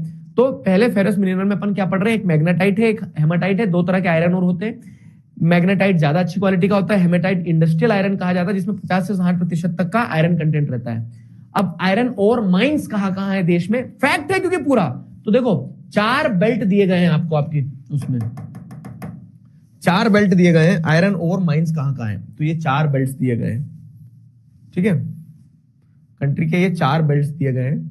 जैसे पहला बेल्ट आपको जैसे देखने को मिल रहा है क्या, तो ये वाला बेल्ट है, उड़ीसा झारखंड वाला बेल्ट जो है, तो उड़ीसा झारखंड बेल्ट हो गया, जहां पे गोवा, नोआमुंडी, मयूरभंज, ये सारी माइंस है। दूसरा बेल्ट आपका ये है छत्तीसगढ़ वाला। ठीक है, दुर्ग, बस्तर, चंद्रपुर वाला जो बेल्ट है, तो दुर्ग बस्तर चंद्रपुर वाला बेल्ट जो है, दुर्ग बस्तर चंद्रपुर, ये यहाँ पे आयरन मिलता है। तीसरा आयरन ओर बेल्ट कहाँ है आपका? बेल्लारी चित्रदुर्गा चिकमंगलुरु टुमकुर, ये बेल्लारी चित्रदुर्गा चिकमंगलुरु टुमकुर वाला बेल्ट, ठीक है, ये वाला आयरन ओर माइन का एक है। और तीसरा है ये महाराष्ट्र गोवा बेल्ट जो है, तो ये महाराष्ट्र गोवा के आसपास जो आपको आयरन ओर बेल्ट मिलेगा। तो ये 1, ये 2, ये 3 और ये 4 मेजर बेल्ट्स है। बेल्ट्स मतलब जॉन सीना नहीं वाला बेल्ट नहीं है, बेल्ट मतलब कि क्षेत्र, 4 क्षेत्र जहां पे आपको आयरन ओर्स मिलेंगे, तो वो आपका ये 4 एरियाज हैं। इन चारों एरियाज में कहां कौन सी माइन है वो ध्यान रखना होता है। तो अब अगर अपन जैसे देखें इस पे, तो पहला जो मेजर आयरन ओर बेल्ट है, पहला मेजर आयरन ओर बेल्ट कौन सा है? ओडिशा झारखंड बेल्ट, ठीक है। तो इसमें बादाम पहाड़, गोवा, नोआमुंडी, ये सारी माइंस है वहां पे। दूसरा है दुर्ग बस्तर चंद्रपुर बेल्ट, तो इसमें बेलादिला हिल्स जो है वहां पे सुपर हाई ग्रेड का आयरन ओर मिल जाएगा, जापान और कोरिया को एक्सपोर्ट किया जाता है। फाइन। फिर कर्नाटका में आपको बेल्लारी चित्रदुर्गा चिकमंगलुरु टुमकुर बेल्ट जो है, ठीक है, बेल्लारी चित्रदुर्गा चिकमंगलुरु टुमकुर कुद्रेमुख माइंस के आसपास, यहाँ पे बहुत सारा आयरन ओर का कंटेंट मिल जाएगा आपको, 100% एक्सपोर्ट, ठीक है। तो ये जो याली बेल्ट है, याली बेल्ट से जितना भी मिनरल प्रोड्यूस होता है उसको एक्सपोर्ट कर देते हैं हम। ये यहाँ पे न्यू मैंगलोर पोर्ट है, न्यू मैंगलोर पोर्ट से सीधा एक्सपोर्ट होता है वेस्टर्न कंट्रीज की तरफ, ठीक है। पाइपलाइन है चिकमंगलुरु टुमकुर बेल्ट से, कुद्रेमुख माइन से सीधे मैंगलोर पोर्ट तक पाइपलाइन के थ्रू स्लरी बना के, स्लरी मतलब उसको पानी के साथ मिक्स करके फिर आगे बहा देते हैं, ऐसे मिनरल्स को आगे पोर्ट तक पहुंचाया जाता है। फिर गोवा महाराष्ट्र बेल्ट जो है, तो moderate quality of iron ore यहाँ मिल जाएगा आपको, 4th वाला मारमागांव पोर्ट पास में, वहां से फिर उसको एक्सपोर्ट करते हैं। तो 4 बेल्ट्स हैं। अब देखो ये मैं बता रहा था चैप्टर में फैक्ट्स है, तो ऐसे फैक्ट्स है मेजर आयरन ओर बेल्ट कहाँ है। मेजर फेरस मिनरल में आयरन है, आयरन के 2 टाइप होते हैं और ये 4 एरियाज हैं, सिंपल इतना। मैंगनीज भी एक फेरस मिनरल है। मैंगनीज एक ferrous mineral, it is used for manufacturing of steel, ferromanganese alloys, bleaching powder, insecticide, paints. तो जब स्टील का प्रोडक्शन होता है ना, तो मैंगनीज का इस्तेमाल किया जाता है। जो आयरन फर्नेसेस रहते हैं, ब्लास्ट फर्नेसेस, उसमें डाला जाता है इसको, और मैंगनीज को, कोल को और आयरन ओर को डाला जाता है, तब जाके स्टील निकलता है, ठीक है। तो स्टील का प्रोडक्शन के लिए मैंगनीज जरूरी है। मैंगनीज के अंदर क्या रहती है, वो स्ट्रेंथ देता है स्टील को, ठीक। तो उसके बाद में ब्लीचिंग पाउडर में, इंसेक्टिसाइड्स में, पेंट्स वगैरह में मैंगनीज का इस्तेमाल होता है। तो ये एक फेरस मिनरल है। और मैंगनीज के मेजर प्रोड्यूसिंग स्टेट्स जैसे अगर देखोगे, तो Madhya Pradesh largest manganese producing state है। 33% of the manganese in the country is produced in Madhya Pradesh. Madhya Pradesh, Maharashtra, Odisha, ये स्टेट्स में प्रोड्यूस होता है। अब इस पे 1 नंबर के क्वेश्चन बन जाते हैं ऐसे, कैसे कि मैंगनीज का लार्जेस्ट प्रोड्यूसर कौन है, और ऐसे क्वेश्चन आए भी एग्जाम में, समझ में आया? तो वो फैक्ट्स ध्यान रखना है, क्योंकि पूरा चैप्टर फैक्चुअल है। अब नॉन फेरस मिनरल्स की बात करें, नॉन फेरस मतलब कि वो मेटालिक है, मेटल है, टन से आवाज आएगी, लेकिन उनके अंदर क्या है कि लोहा नहीं है। तो जैसे कॉपर आ गया, तो कॉपर एक मिनरल हो गया। तो copper is used in electrical cables, electronic and chemical industries. आपने देखा है कि कॉपर के क्या बनते हैं, वायर बनते हैं इलेक्ट्रिकल केबल्स में, इलेक्ट्रॉनिक इंडस्ट्रीज में कॉपर का इस्तेमाल होता है, ठीक है। Balaghat mines in Madhya Pradesh, Khetri mines in Rajasthan and Singhbhum district of Jharkhand are leading producer of copper, ठीक है। तो ये सारे जो है ये लीडिंग प्रोड्यूसर ऑफ कॉपर है, ठीक है। कौन कौन से? ये जो बालाघाट माइंस हो गई, ठीक है, खेतरी माइंस हो गई, सिंहभूम डिस्ट्रिक्ट झारखंड हो गया, ये सब these are the leading producers of copper, ठीक है। ये कॉपर का हो गया आपका फेरस में, नॉन फेरस में एक कॉपर हो गया। दूसरा क्या है? बॉक्साइट। अब कॉपर के बाद में बॉक्साइट भी, ये क्योंकि पूरे फैक्ट्स है, बॉक्साइट भी एक नॉन फेरस मिनरल है। बॉक्साइट क्या होता है? तो बॉक्साइट मतलब जो एल्यूमिनियम है ना, एल्यूमिनियम बॉक्साइट से ही बनता है। मतलब बॉक्साइट लेते हो आप, बॉक्साइट को प्रोसेस करते हो, उससे एल्यूमिनियम बनता है। तो aluminium is formed from bauxite. Aluminium combines the strength of metal such as iron, ठीक है, with extreme lightness and also with good conductivity and great malleability. तो एल्यूमिनियम है ना, एक बहुत राजा टाइप की चीज हो गई, क्योंकि उसके अंदर स्ट्रेंथ है स्टील के जैसी, लेकिन हल्का होता है। तो एल्यूमिनियम इसीलिए ना इंडस्ट्रियल यूज में बहुत ज्यादा है। तो आप कार की बॉडीज देख लो, एल्यूमिनियम से बनती है। एयरक्राफ्ट की बॉडीज देख लो, एल्यूमिनियम से बनती है। साथ ही साथ मिलेबल है, कूट कूट के उसकी चक्ति बना दो आप, ठीक है, पतली पतली शीट्स बना सकते हो। वायर भी बनते हैं एल्यूमिनियम के। तो aluminium is known for its extreme lightness, strength, good conductivity and great malleability, ठीक है। तो बॉक्साइट आपको मेनली कहां मिलेगा? तो जैसे मेजर बॉक्साइट प्रोड्यूसिंग स्टेट्स देखेंगे, तो कंट्री का 65% बॉक्साइट जो आपको ओडिशा में देखने को मिलेगा। तो मेजर बॉक्साइट प्रोड्यूसिंग स्टेट जो है, तो अमरकंटक प्लेटू जो है, छत्तीसगढ़ वाला एरिया जो है, Maikal hills and the plateau region of Bilaspur Katni, पूरा ओडिशा छत्तीसगढ़ वाला रीजन आ गया। It is majorly found in Odisha. Odisha में आपको मेजरली मिलेगा एल्यूमिनियम। नॉन फेरस हो गए। नॉन फेरस के बाद में आ जाओ नॉन मेटालिक मिनरल्स पे। नॉन मेटालिक मिनरल्स मतलब कि वो मिनरल जो मेटल नहीं है लेकिन मिनरल्स है। तो कौन कौन से मिनरल्स के बारे में बताया गया? जैसे माइका के बारे में बताया गया है। माइका क्या है? तो माइका एक तरह का जैसे एक मिट्टी टाइप की चीज है जिसको आप ऐसे नाखून से खुरेज भी सकते हो, जो कि लेयर्स में पाए जाने वाला मिनरल है। उस माइका का यूज होता है इलेक्ट्रिकल अप्लायंसेस में, ठीक है। तो most indispensable mineral use in electric and electronic industries. Mica deposits are found in Chota Nagpur प्लेटू। छोटा नागपुर प्लेटू मतलब क्या है? वही उड़ीसा झारखंड। एक मैं तुम्हें हैक बताता हूं मिनरल्स एंड एनर्जी रिसोर्सेज का। जब कभी डिस्क्रिप्टिव आंसर लिखने को आए ना, सब्जेक्टिव आंसर लिखने को आए कि जहां आपको पेन से लिखना है आंसर, और आप भूल रहे हो कि कौन सा मिनरल कहां मिलता है, तो आप छोटा नागपुर प्लेटू लिख सकते हो सेफर साइड पे, क्योंकि छोटा नागपुर प्लेटू में लगभग लगभग आपको सारे मिनरल्स मिल जाते हैं। तो जब कंफ्यूज हो जाओ कि कौन सा मिनरल कहां मिलता है, छोटा नागपुर प्लेटू लिख के आ जाना, ठीक है। छोटा नागपुर प्लेटू मिनरल्स, सारे मिनरल्स लगभग लगभग आपको छोटा नागपुर प्लेटू में मिल जाते हैं। तो जैसे अगर अपन देखें तो मोस्ट इंडिस्पेंसिबल मिनरल है जो इलेक्ट्रॉनिक और इलेक्ट्रॉनिक इंडस्ट्रीज में, इलेक्ट्रिक और इलेक्ट्रॉनिक इंडस्ट्रीज में यूज होता है, ठीक है। कोदरेमा, गया, हजारीबाग बेल्ट जो है यहाँ पे भी आपको झारखंड में मिनरल मिलेंगे। अजमेर, राजस्थान और आंध्र प्रदेश में भी माइका प्रोड्यूस होता है। माइका क्या होता है ना, गुड डाइलेक्ट्रिक स्ट्रेंथ के लिए जाना जाता है कि वो इंसुलेटर का काम करता है, करंट पास होने नहीं देता है। तो इलेक्ट्रिकल इंडस्ट्रीज में उसको क्या किया जाता है? यूज किया जाता है, ठीक है। फैक्ट्स है, ठीक है। आया समझ में?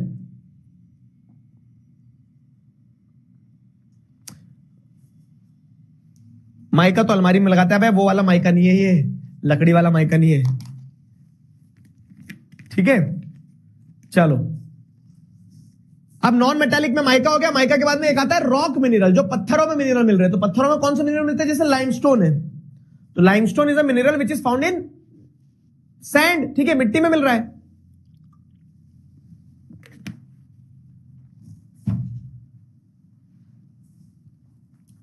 लाइमस्टोन के पत्थर पत्थर बनते हैं, ये सारा सब कुछ,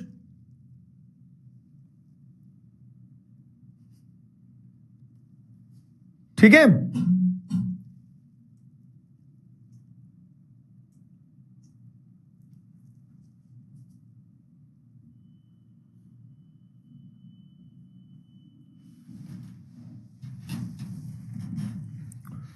ठीक है,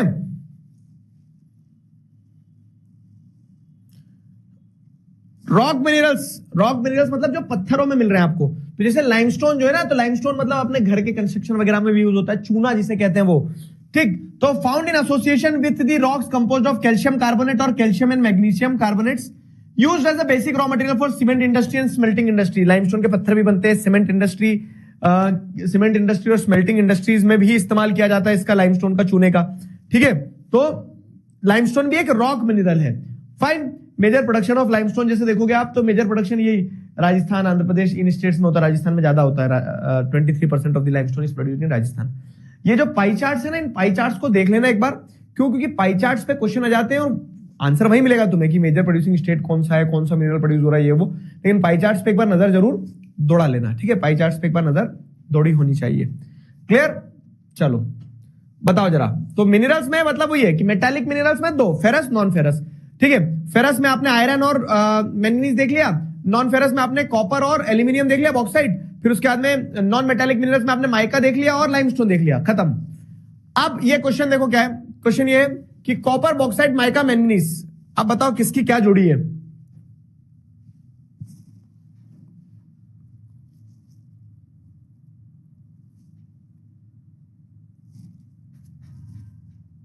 कुछ तो गड़बड़ है दया, कुछ तो गड़बड़ है।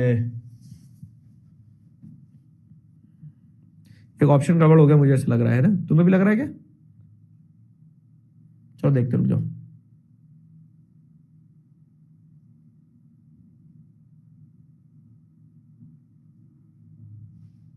हाँ मतलब ठीक है, ठीक है, बाकी अगर सही है ना तो उससे मिला लेना। एक ऑप्शन में थोड़ी सी गड़बड़ है, लेकिन मैं लगा दे रहा हूं, थोड़ा लॉजिक लगा के करना, हो जाएगा। एक ऑप्शन में बस लिखने में थोड़ी गड़बड़ हो गई है। जैसे ये वो है ना, 4 है, 4, ये 4 है, यहां ये 4 रह गया है बस, ठीक है, बाकी सब सही है। वो 4 की जगह 5 लिख दिया, ठीक है। अबे ऑप्शन रॉन्ग नहीं है। अब तो तुम्हें पता चल गया होगा सब। अब तो तुम्हें सब पता चलेगा ना। ठीक है, कार्तिक सिंह राजपूत बेटा ब्लॉक कर दूंगा मैं, हाँ स्पैम करोगे तो पकड़ के दबा देंगे वहीं पे तुम्हें। यहाँ ऑप्शन सब ठीक है, बस वो एक थोड़ा सा एरर हो गया उसमें।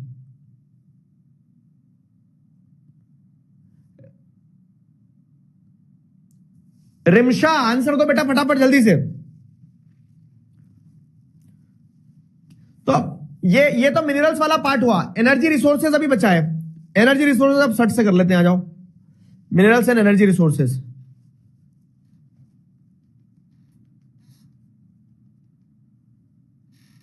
ठीक है, खुद ही आंसर दे दिया। अब क्या करूं, थोड़ा सा स्लाइड में गड़बड़ हो गया, नहीं तो तुम्हें पता ही नहीं चलता बेटा आंसर। देखो कॉपर जो है, तो कॉपर के जैसे अगर माइका की बात करें, mica use in electric and electronic industries. Bauxite की बात करें तो एल्यूमिनियम प्रोडक्शन होता है, ठीक है। इलेक्ट्रिकल केबल्स और यूटेंसिल्स बनाने के लिए आपको क्या देखने को मिल रहा है कि इसका यूज होता है कॉपर। मैंगनीज जो है मैन्युफैक्चरिंग ऑफ स्टील और पेंट्स में इस्तेमाल होता है, तो उस हिसाब से डी होता है। उस हिसाब से D is the right answer, ठीक है।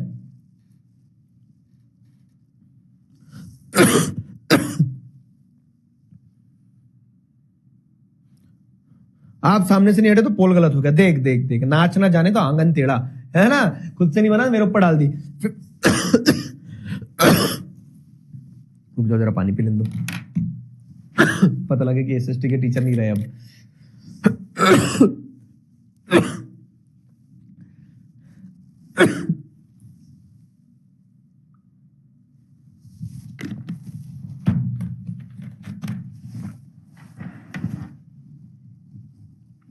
चलो भाई, लीडर बोर्ड पढ़ा रहा हूं, बता रहा हूं मतलब, रुको। Gauri Bijalwan again once again on the leaderboard. Gauri Gauri Gauri. Shantanu Sharma, अबे तेरी प्यारी दिशा भाभी, क्या लिखता है ये बच्चा, बताओ तुझे। ठाकुर साहब, ऋषिका, अनुराधा, अजिंक्या, नीरज, सूरज और ओम, ये सारे बच्चे लीडर बोर्ड पर निकले, तालियां बजा दी जाए, ठीक है। Hazards of mining. अब देखो अपन ने मिनरल्स के बारे में पढ़ा, मिनरल्स को माइन किया जाता है, जमीन में से निकाला जाता है ना। तो मिनरल्स जो है, तो मिनरल्स के लिए जो माइनिंग की जाती है, तो माइनिंग के कुछ डिसएडवांटेजेस, कुछ नुकसान है। क्या है कि जो माइनिंग है ना, तो impact of mining on the health of the miners and the environment. जब माइनिंग की जाती है तो देखो कोई भी चीज अगर आप देख रहे हो ना, कि अगर आप देख रहे हो तो ये घर बना, घर में पत्थर लगा, तो उस पत्थर को जमीन से निकाल के लाके आपके घर तक लगाने में बहुत एफर्ट लगता है, ठीक है, बहुत एफर्ट लगता है। तो हर एक चीज जिसमें एफर्ट लगती है ना, उसमें किसी ना किसी ने अपने आप को खपाया होता है, किसी ना किसी ने अपने आप को क्या किया होगा, समर्पित किया होगा। तो जब माइनिंग होती है, जो कोयला निकल के आता है, जो हमें नेचुरल गैस, पेट्रोलियम वगैरह बहुत आसानी से मिल जाता है, तो these are very risky ventures, ठीक है। बहुत डर और बहुत रिस्क रहता है इसमें, बहुत डर और बहुत रिस्क रहता है। तो माइनिंग जो होती है, माइनिंग का क्या होता है ना, हेल्थ वेल्थ पे बहुत खतरनाक इंपैक्ट होता है, बहुत भीषण इंपैक्ट होता है, ठीक है। तो और प्रकृति को भी नुकसान होता है। तो जैसे माइनर्स फेस पल्मोनरी डिसीजेस, तो जो माइंस में काम करने जाते हैं तो वहां पे क्या होता है, जैसे माइंस हैं तो नीचे गैसेस रिलीज होती है, हार्मफुल गैसेस कभी कभी रिलीज हो जाती है। पृथ्वी के अंदर जहां कोयला है, वहां कोयले के वहां पे और दूसरी गैसेस भी होती है। तो अगर आदमी ने इनहेल करी तो उसको पल्मोनरी डिसीज, मतलब लंग्स से जुड़ी हुई जो बीमारियां हैं, तो लंग्स से जुड़ी हुई बीमारियां हो सकती है। माइंस कोलैप्स एट टाइम्स, ठीक है। तो जो माइंस के अंदर लोग रहते हैं, तो at times it is being observed कि माइंस में कोलैप्स, ऊपर से धड़ से माइन गिर गई। जैसे रेड होल माइनिंग एक कॉन्सेप्ट होता है, जो मैंने बताया ना, कि जो वेन्स और लोड्स में, सॉरी बेड्स और लेयर्स में जो मिनरल्स पाए जाते हैं, तो ये क्या करेंगे, यहाँ पे एक टनल बनाएंगे और टनल बना के नीचे उतरेंगे मिनरल को लेने के लिए। आप पता लग रहा है टनल बना के नीचे उतर रहे, ये नीचे उतरे और यहाँ अंदर गए और यहाँ मिनरल निकाल रहे, तो ऊपर में उतने में क्या होता है कि यहाँ पे जो वो थी, वो धड़ से नीचे आ गई, ठीक है। वो ऊपर से जो वो थी पूरी की पूरी बेड, वो नीचे धस गई। तो हजार्ड्स माइनिंग के मल्टीपल है, ठीक है। क्या मल्टीपल हजार्ड्स है, जैसे आप देखेंगे तो impact of mining on the health of the miners, अगर हम देखें तो माइनर्स में फेस पल्मोनरी डिसीजेस, माइंस में कोलैप्स, आग लग सकती है, समझ में आ रहा है, आग लग सकती है अंदर ही अंदर, क्योंकि वहां तो गैस है और वहां एक चिंगारी लगी कि कोयले की खदान में भुट्टा बन जाएगा आपका, ठीक है। तो माइंस में collapse, fires, water and soil pollution from the waste and slurry. अब जब माइनिंग होती है तो कचरा निकलता है, तो नदियों वगैरह में डंप कर दिया जाता है, जिससे एनवायरमेंट को दिक्कत होती है। डिग्रेडेशन ऑफ लैंड, जमीन खराब होती है जब जमीन को आप धधा धधा धधा ड्रिल कर रहे हो तो, ठीक है। Streams and river pollution is caused by miners and mining industries.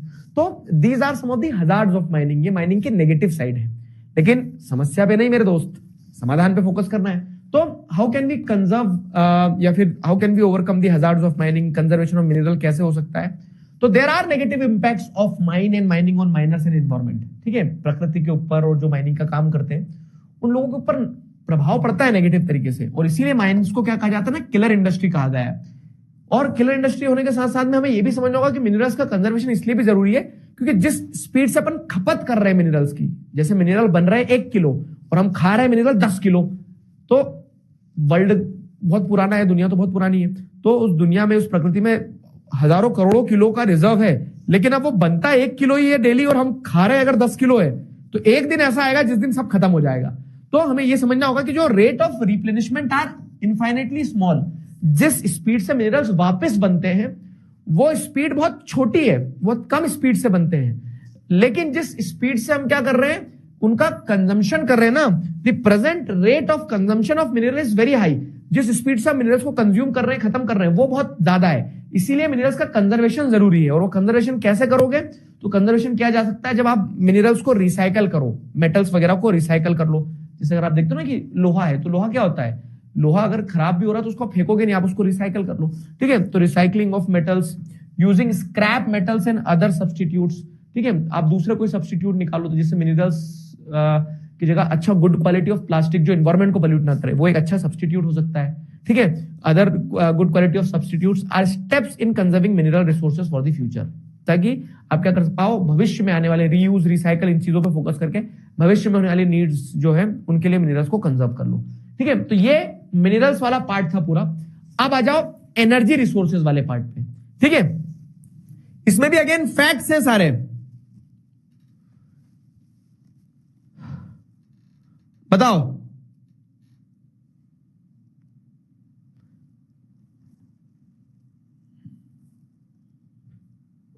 Clear है यहां तक?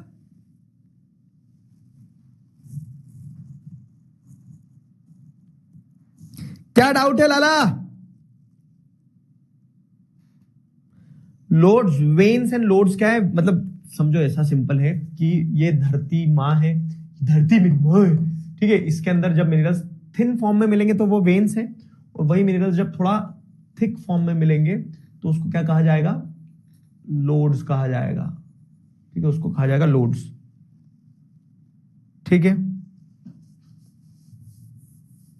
उसको कहा जाएगा लोड्स। क्लियर हुआ?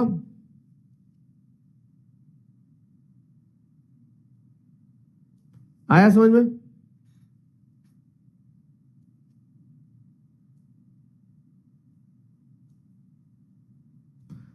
है ना?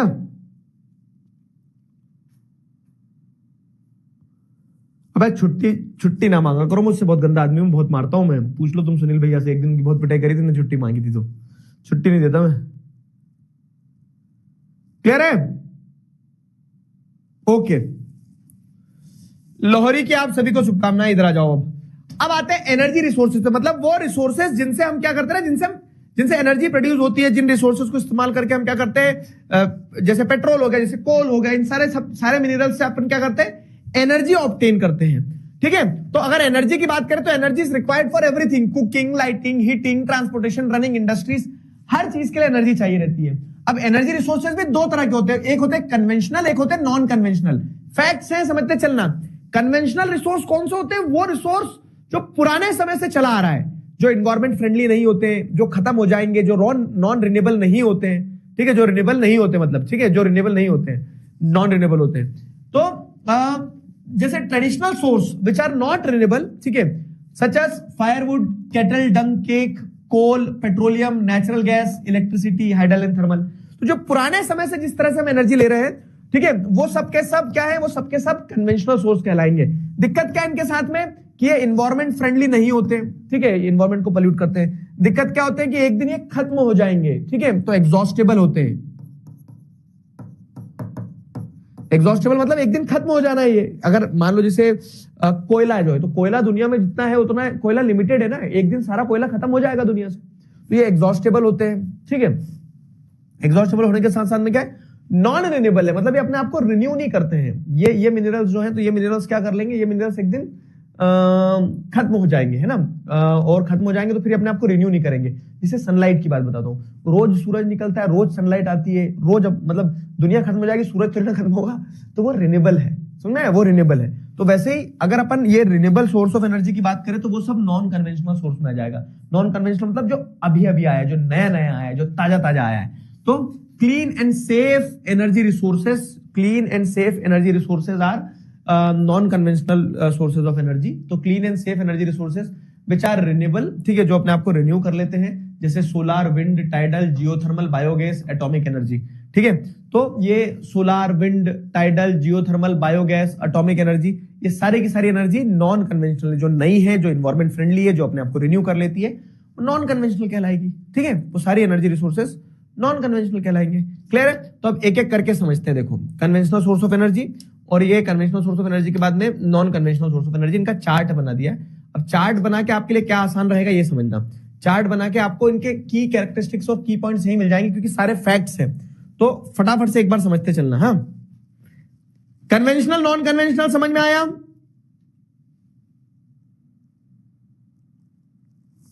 ठीक है, कन्वेंशनल,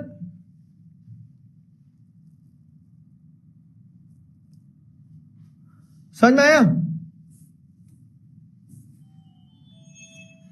बताओ। सूरज भी खत्म होगा भाई, सूरज नहीं खत्म होगा। Sun is like a father.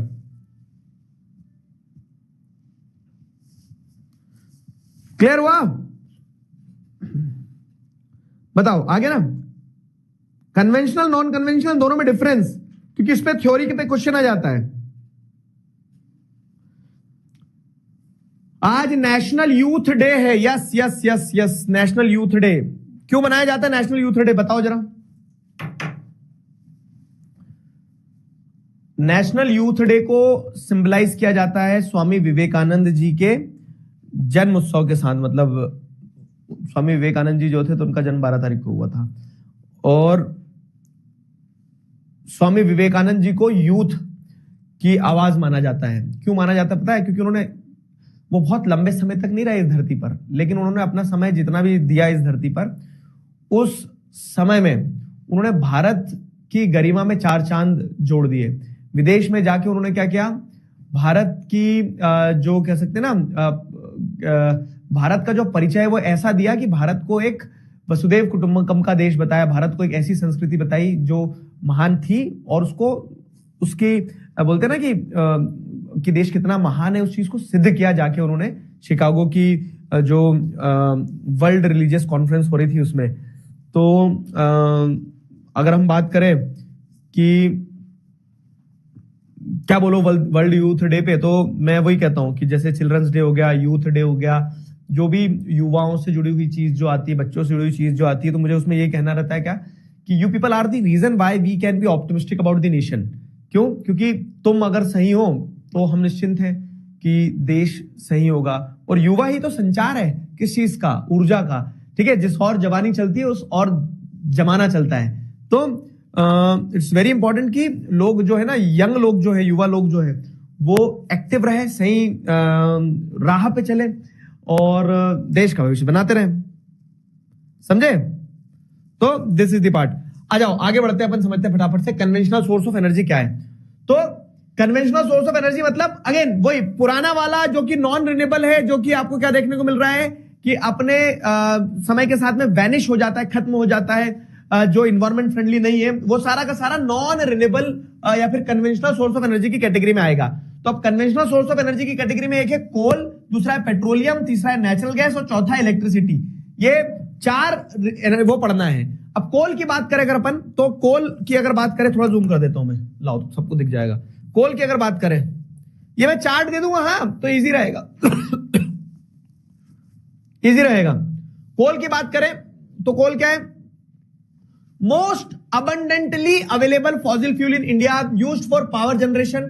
ठीक है, मोस्ट अबंडेंटली फॉसिल फ्यूल की अगर बात करें पावर जनरेशन के लिए इसका इस्तेमाल किया जाता है, industrial energy and domestic use में इसका इस्तेमाल होता है, formed by compression of plant material over millions of year. ठीक है, लाखों साल पहले जो प्लांट मटेरियल जो दब गए, तो वो प्लांट मटेरियल लकड़ी वकड़ी जो दब गई है, तो फिर वो हाई प्रेशर और हाई नीचे से टेम्परेचर ऊपर से प्रेशर है, ठीक है, तो उसके चक्कर में जो पिस गया नीचे, ठीक है, बीच में, तो वो दब के by the compression of plant material over millions of year आपको कोल बनता हुआ देखने को मिलता है। ठीक है, कोल के अलग अलग टाइप होते हैं, 4 टाइप है। जैसे पीट एक टाइप होता है जो कि लो कार्बन कंटेंट होता है और हाई मॉइस्चर, थोड़ा नमी नमी वाला जो कोल रहता है ना, इसके अंदर बहुत ज्यादा गर्मी नहीं रहती पीट के अंदर, पीट थोड़ा सा लिक्विड कोल टाइप रहता है। ठीक है, फिर आता है lignite, soft brown coal with high moisture and main reserves are in Neyveli. Neyveli Tamil Nadu में आपको ये वाला लिग्नाइट वाला कोल मिल जाएगा, नेवेली तमिलनाडु में।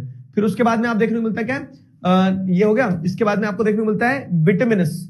तो बिटुमिनस की अगर बात करें तो मोस्ट अबेंडेंटली अवेलेबल कमर्शियल कोल जो है बिटुमिनस जो रहता है, तो कमर्शियली यूज्ड कोल वो है। और तीसरा है मेटलर्जिकल कोल, जिसे क्या कहा, रुको ये गड़बड़ हो गई, ये भी व्हाइट ही है, हाँ ये भी व्हाइट से कमर्शियली अवेलेबल है। रुकना, मैं व्हाइट करके इसको व्हाइट कर देता हूं ताकि आपको कंफ्यूजन ना हो।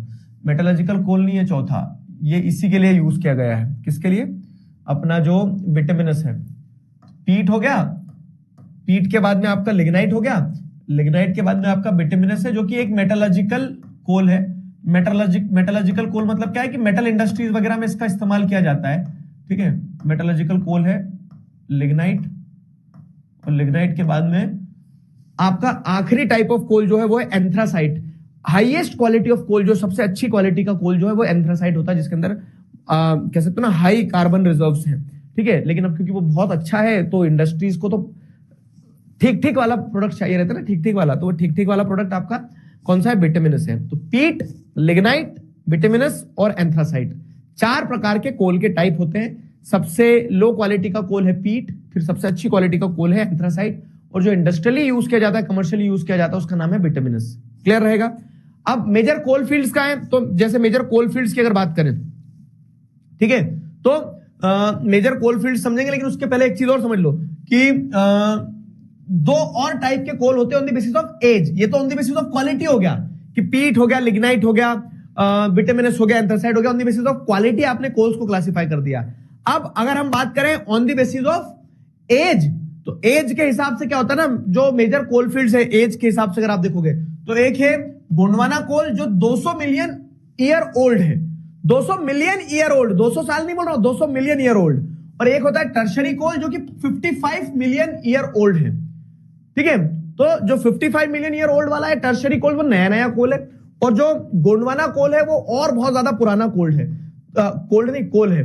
तो अब कहां मिलता है? तो गोंडवाना कोल आपको मिलेगा दामोदर वैली, गोदावरी, महानदी, सोन, वर्धा, इन नदियों के क्षेत्र में और आसपास। ठीक है, और टर्शरी कोल जो है तो नॉर्थ ईस्ट इंडिया में, जैसे मेघालय, असम, अरुणाचल प्रदेश, नागालैंड, यहां मिलेगा। ठीक है, heavy industries and thermal power station are located near coal fields. तो अधिकतर जो हेवी इंडस्ट्रीज होती है, जैसे मेटल वेटल वाली इंडस्ट्रीज, उन्हें कोल चाहिए रहता है अपने भट्टे चलाने के लिए। ठीक है, थर्मल पावर प्लांट्स मतलब जहां से कोल जला के बिजली प्रोड्यूस की जाती है, वो थर्मल पावर प्लांट्स भी कहां एस्टैब्लिश्ड है, और थर्मल पावर प्लांट से भी आपको इलेक्ट्रिसिटी चाहिए ना, तो थर्मल पावर प्लांट्स भी सिचुएटेड है नियर कोल फील्ड्स। तो जहां कोल अवेलेबल रहेगा वहां थर्मल पावर प्लांट्स रहेंगे। तो ये था कोल, जो कि एक क्या है, आपको कन्वेंशनल सोर्स ऑफ एनर्जी के फॉर्म में देखने को मिलेगा। क्लियर है? मैं अगेन बता रहा हूं, ये चैप्टर में फैक्ट्स हैं, बहुत सारे फैक्ट्स। कोल के बाद में जाओ पेट्रोलियम। कोल समझ में आया? कोल के बाद में आ जाइए पेट्रोलियम पे।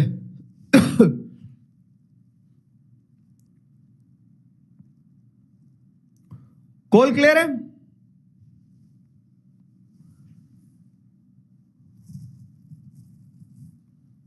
कोल क्लियर है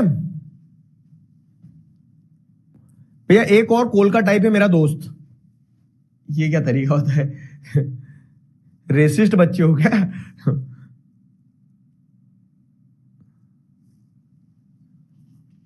एक और कोल का टाइप है मेरा दोस्त। चलो क्लियर है?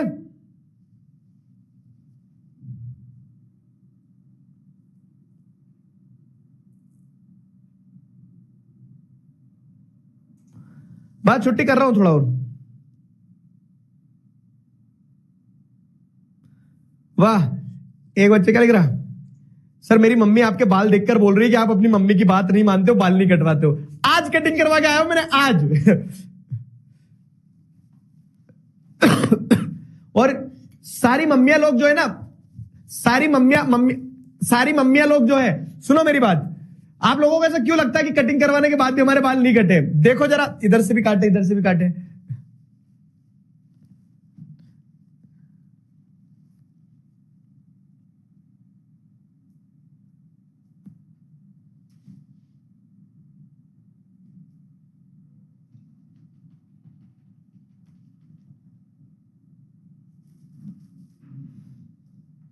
समझे? आ जाओ। पेट्रोलियम दूसरा, पेट्रोलियम क्या है? तो पेट्रोलियम अगेन कोल के बाद में अगला मेजर एनर्जी सोर्स जो है आफ्टर कोल जो है हमारी कंट्री में कौन सा है? पेट्रोलियम ही है।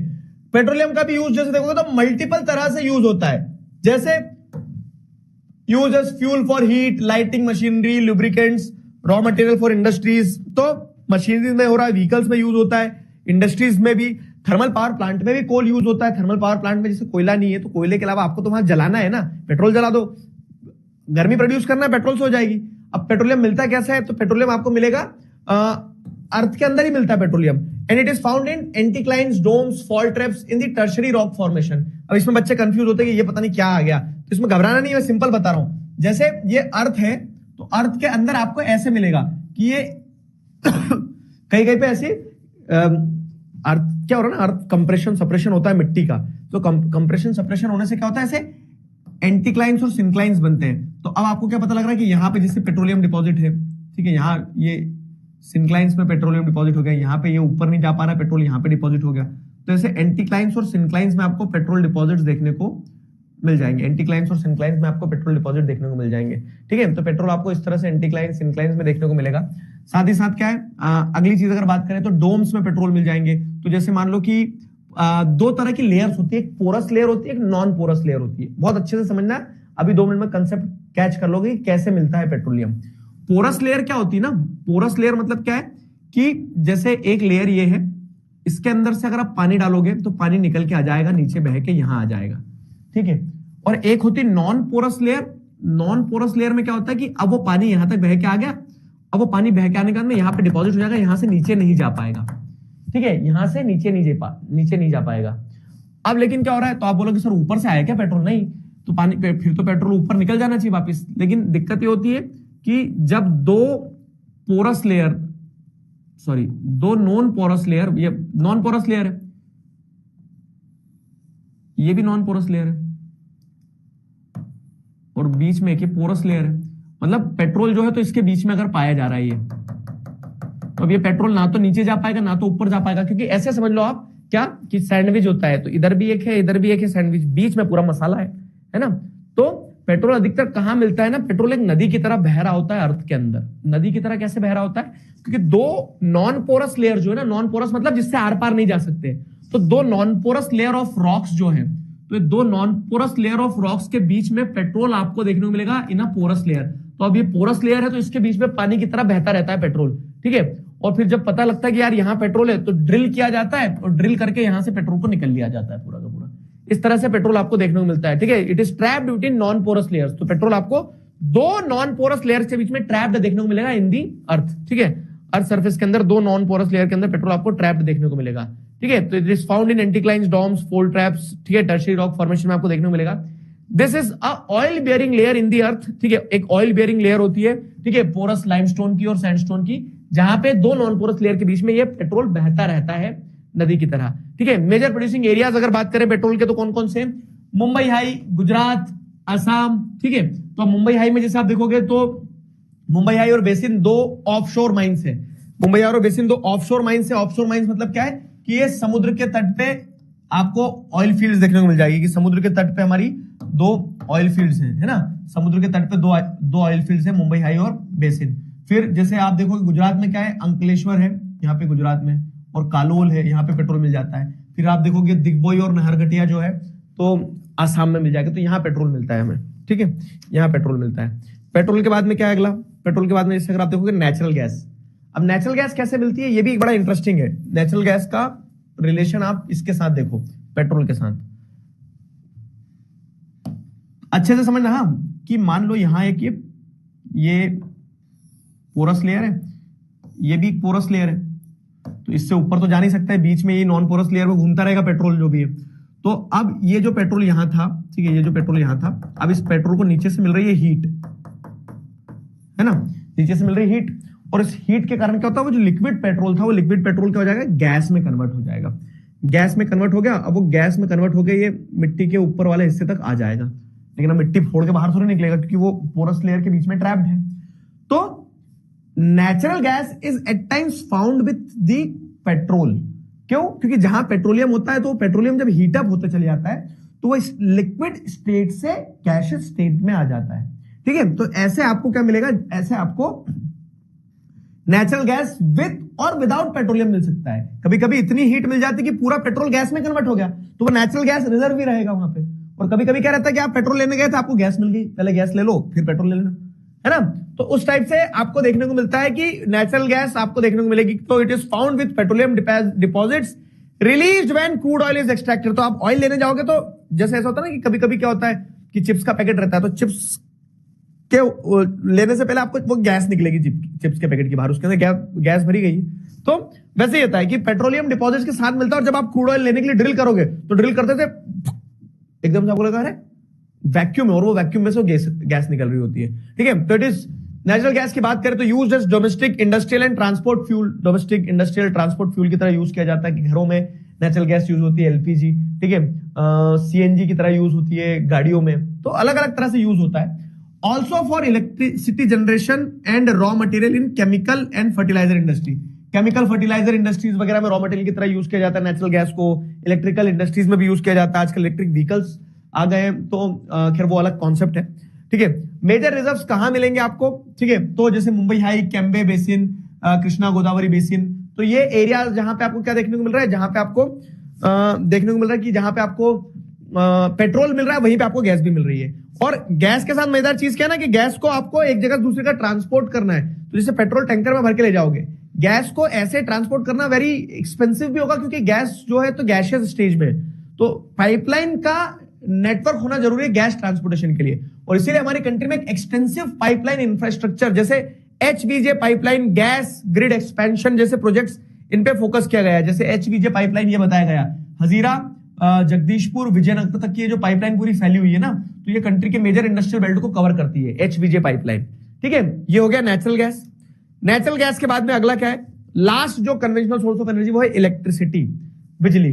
बिजली कैसे प्रोड्यूस होती है बताओ सर? हमारे तो बोर्ड में आती है बिजली। बोर्ड में बिजली आती कहां से है ये बताओ, कभी देखा है कुछ बिजली से जुड़ा हुआ चीज?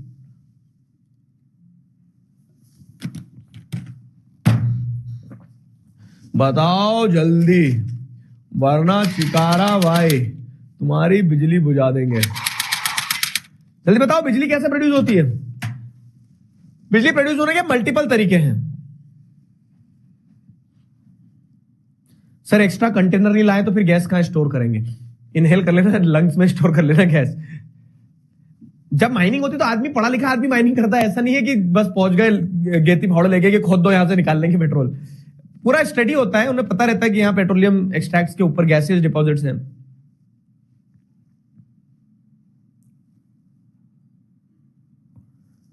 बताओ, बिजली बनाई जाती दो तरीके से। बिजली बनाए जाने के दो तरीके बाबू समझना। एक, इलेक्ट्रिसिटी प्रोड्यूस करने के दो तरीके हैं। पहला है कि आप हाइडल पावर प्रोजेक्ट से बिजली बना लो, ठीक है, मतलब हाइड्रो इलेक्ट्रिसिटी। जैसे फास्ट फ्लोइंग वाटर जो रहता है डैम में, जो बोलते हैं ना, हमने चैप्टर 3 में पढ़ा था ज्योग्राफी में, वाटर रिसोर्सेज वाले में, कि डैम के पानी से बिजली बनती है, डैम के पानी से बिजली बनती है। पानी से बिजली कैसे बनती है? तो वो डैम का पानी जब निकलता है ना बाहर, तो जैसे मान लो ये टरबाइन है, ठीक है, अब पानी निकलेगा तो पानी, हाँ, तो ये टरबाइन है, अब पानी जब निकलेगा तो पानी टकराएगा इससे, तो टरबाइन घूमेगा। अबे टरबाइन घूमेगा, पानी निकल रहा है, तो अबे टरबाइन जब घूमेगा तो टरबाइन से वायर वगैरह जुड़े रहते हैं, और जब घूम के एनर्जी जो प्रोड्यूस हो रही, तो उस एनर्जी को स्टोर किया जाता है और उस एनर्जी से बिजली बनती है। तो फास्ट फ्लोइंग वाटर की मदद से भी आप पानी बनाते हो, ठीक है, तो ये क्या है, by fast flowing water driving turbines, तो वो टरबाइंस को घुमा देता है पानी, ठीक है। अब वही पानी को फिर खेतों वगैरह में छोड़ दिया जाता है, तो पानी वेस्ट नहीं हो रहा है। ठीक है, जैसे भाखड़ा नंगल डैम हो गया, दामोदर वैली हो गया, कोपली हाइडल पावर प्रोजेक्ट हो गया। तो एक तो हाइड्रो इलेक्ट्रिसिटी बनती है एक, और दूसरा एग्जाम्पल क्या है, थर्मल इलेक्ट्रिसिटी। थर्मल इलेक्ट्रिसिटी मतलब क्या है कि जो आप कोयला, पेट्रोल और नेचुरल गैस जला के, तो by burning coal, petroleum and natural gas, और जब इसको जलाया आपने तो जलाने से जो हीट प्रोड्यूस हुई, उस हीट से आप टरबाइन घुमा रहे हो। लेकिन ये non renewable source of electricity होता है। क्यों? क्योंकि वो घुमा दिया आपने, कोयला जला दिया, एनर्जी प्रोड्यूस हो गई, बिजली ले ली, लेकिन कोयला खत्म, है ना। तो ये थर्मल इलेक्ट्रिसिटी जो है, तो थर्मल इलेक्ट्रिसिटी भी आपको एक तरह से देखने को मिलती है। हाइड्रो इलेक्ट्रिसिटी और थर्मल इलेक्ट्रिसिटी, दो तरह के इलेक्ट्रिक वो होते हैं इलेक्ट्रिसिटी के, वो देखने को मिलते हैं, थर्मल पावर प्लांट्स और हाइड्रो इलेक्ट्रिसिटी में हाइडल पावर प्लांट्स। ठीक है, once generated electricity is identical regardless of source. लेकिन एक बार जब बन गई ना, तो बिजली होती है। जैसे मेडल तो मेडल होवे, छोरा लावे या छोरी, तो वही चीज है कि बिजली चाहे थर्मल पावर प्लांट से बनी हो, चाहे हाइडल पावर प्लांट से बनी हो, बिजली होती है। छुओगे तो बराबर झटका लगेगा सबको। ठीक है, तो दो तरह से बिजली बनती है। अब बिजली की अगर बात करें तो वाइडली यूज्ड एनर्जी है इलेक्ट्रिसिटी। ठीक है, per capita consumption indicates development. जिस देश में जितना ज्यादा बिजली का कंजम्पशन है, वो दर्शाता है कि उस देश में उतना ज्यादा डेवलपमेंट है। मतलब बिजली का कंजम्पशन कैसे होगा? ऐसा तो नहीं कि रोटी के साथ लगा के खा रहे हैं कि हाँ बिजली लगा के खा लेते हैं, आओ। बिजली का कंजम्पशन का आदमी कोई वायर मुंह में थोड़ी लगा कि हाँ हाँ बिजली खाई आज हमने। इलेक्ट्रिसिटी का कंजम्पशन होगा कहां? लाइट्स में, पंखों में, मशीनरीज में। तो जिस देश में ज्यादा इलेक्ट्रिसिटी का कंजम्पशन, मतलब उस देश में क्या हो रहा है, ज्यादा कुछ ना कुछ काम हो रहा है। क्योंकि एनर्जी का इस्तेमाल, इलेक्ट्रिसिटी का इस्तेमाल, आदमी मुझे बोल रहा हूं ना, खुद को चार्ज करने में थोड़ी लगाएगा। तो इलेक्ट्रिसिटी का consumption is regarded as the indicator for the development, कि जितना ज्यादा इलेक्ट्रिसिटी का कंजम्पशन होगा उतना ज्यादा डेवलपमेंट होगा। समझे? उतना ज्यादा डेवलपमेंट होगा। क्लियर है? तो ये कहानी थी कि इलेक्ट्रिसिटी का कंजम्पशन शोज डेवलपमेंट। तो थर्मल इलेक्ट्रिसिटी की जैसे अगर अपन बात करें, तो थर्मल इलेक्ट्रिसिटी और हाइड्रो इलेक्ट्रिसिटी दो तरह की इलेक्ट्रिसिटी होती है। और ये सारा सब कुछ पॉइंट था। क्लियर हुआ? चलो, क्लियर है यहां तक?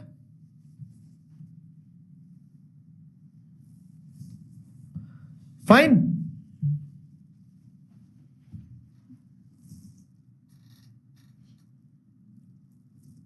जैसे कि चाइना, यस, मैंने अभी थोड़े दिन पहले ही देखा था यार कि चाइना में इलेक्ट्रिसिटी का कंजम्पशन और प्रोडक्शन जो है ना, इंडिया से भी, मतलब यूएसए से भी ज्यादा है चाइना में इलेक्ट्रिसिटी का कंजम्पशन और प्रोडक्शन।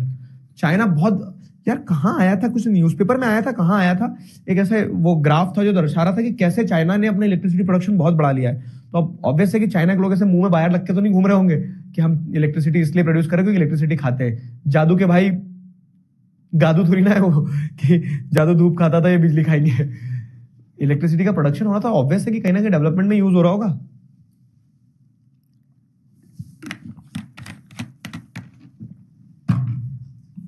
ठीक है, समझ में आया?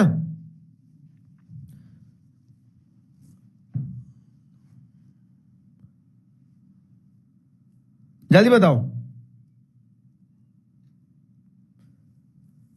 बस हो गया। तो ये कन्वेंशनल सोर्स ऑफ एनर्जी तो देख लिया आप। देखो यहां पे सारा बताया गया है कि मैप वर्क में एक साथ करवाऊंगा।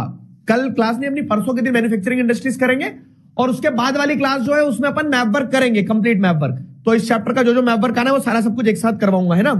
Thermal power plant, nuclear power plant, ये सब कुछ 5 नंबर मैप वर्क के पक्के होंगे, एक क्लास में होंगे बस, प्रोवाइडेड कि तुम बहुत सारे मैप लेकर आना। इस सवाल का जवाब दो अब। इस सवाल का जवाब दो।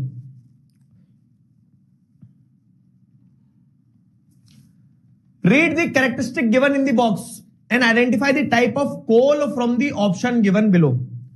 ठीक है, कौन सा कोल है? This is low grade brown coal. Principal reserves are Neyveli in Tamil Nadu. Soft with high moisture content. कौन सा कोल है?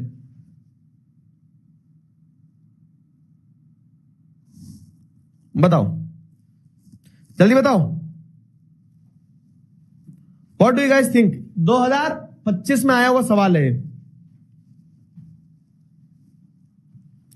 जल्दी जल्दी जल्दी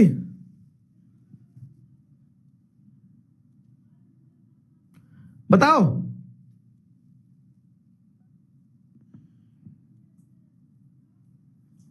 यूएसए ने इंडिया को धमकी दी है सर। क्यों ली तुमने धमकी? लेना ही नहीं था, कोई दे रहा तो जरूरी थोड़ी हर जो चीज सामने वाला दे रहा लेना है।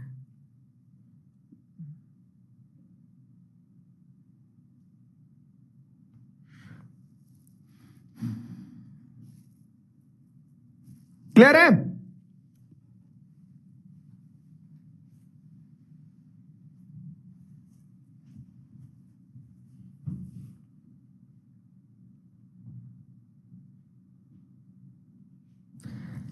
फिफ्टी 51.09% बच्चों ने सही आंसर दिया। Very good very good very good.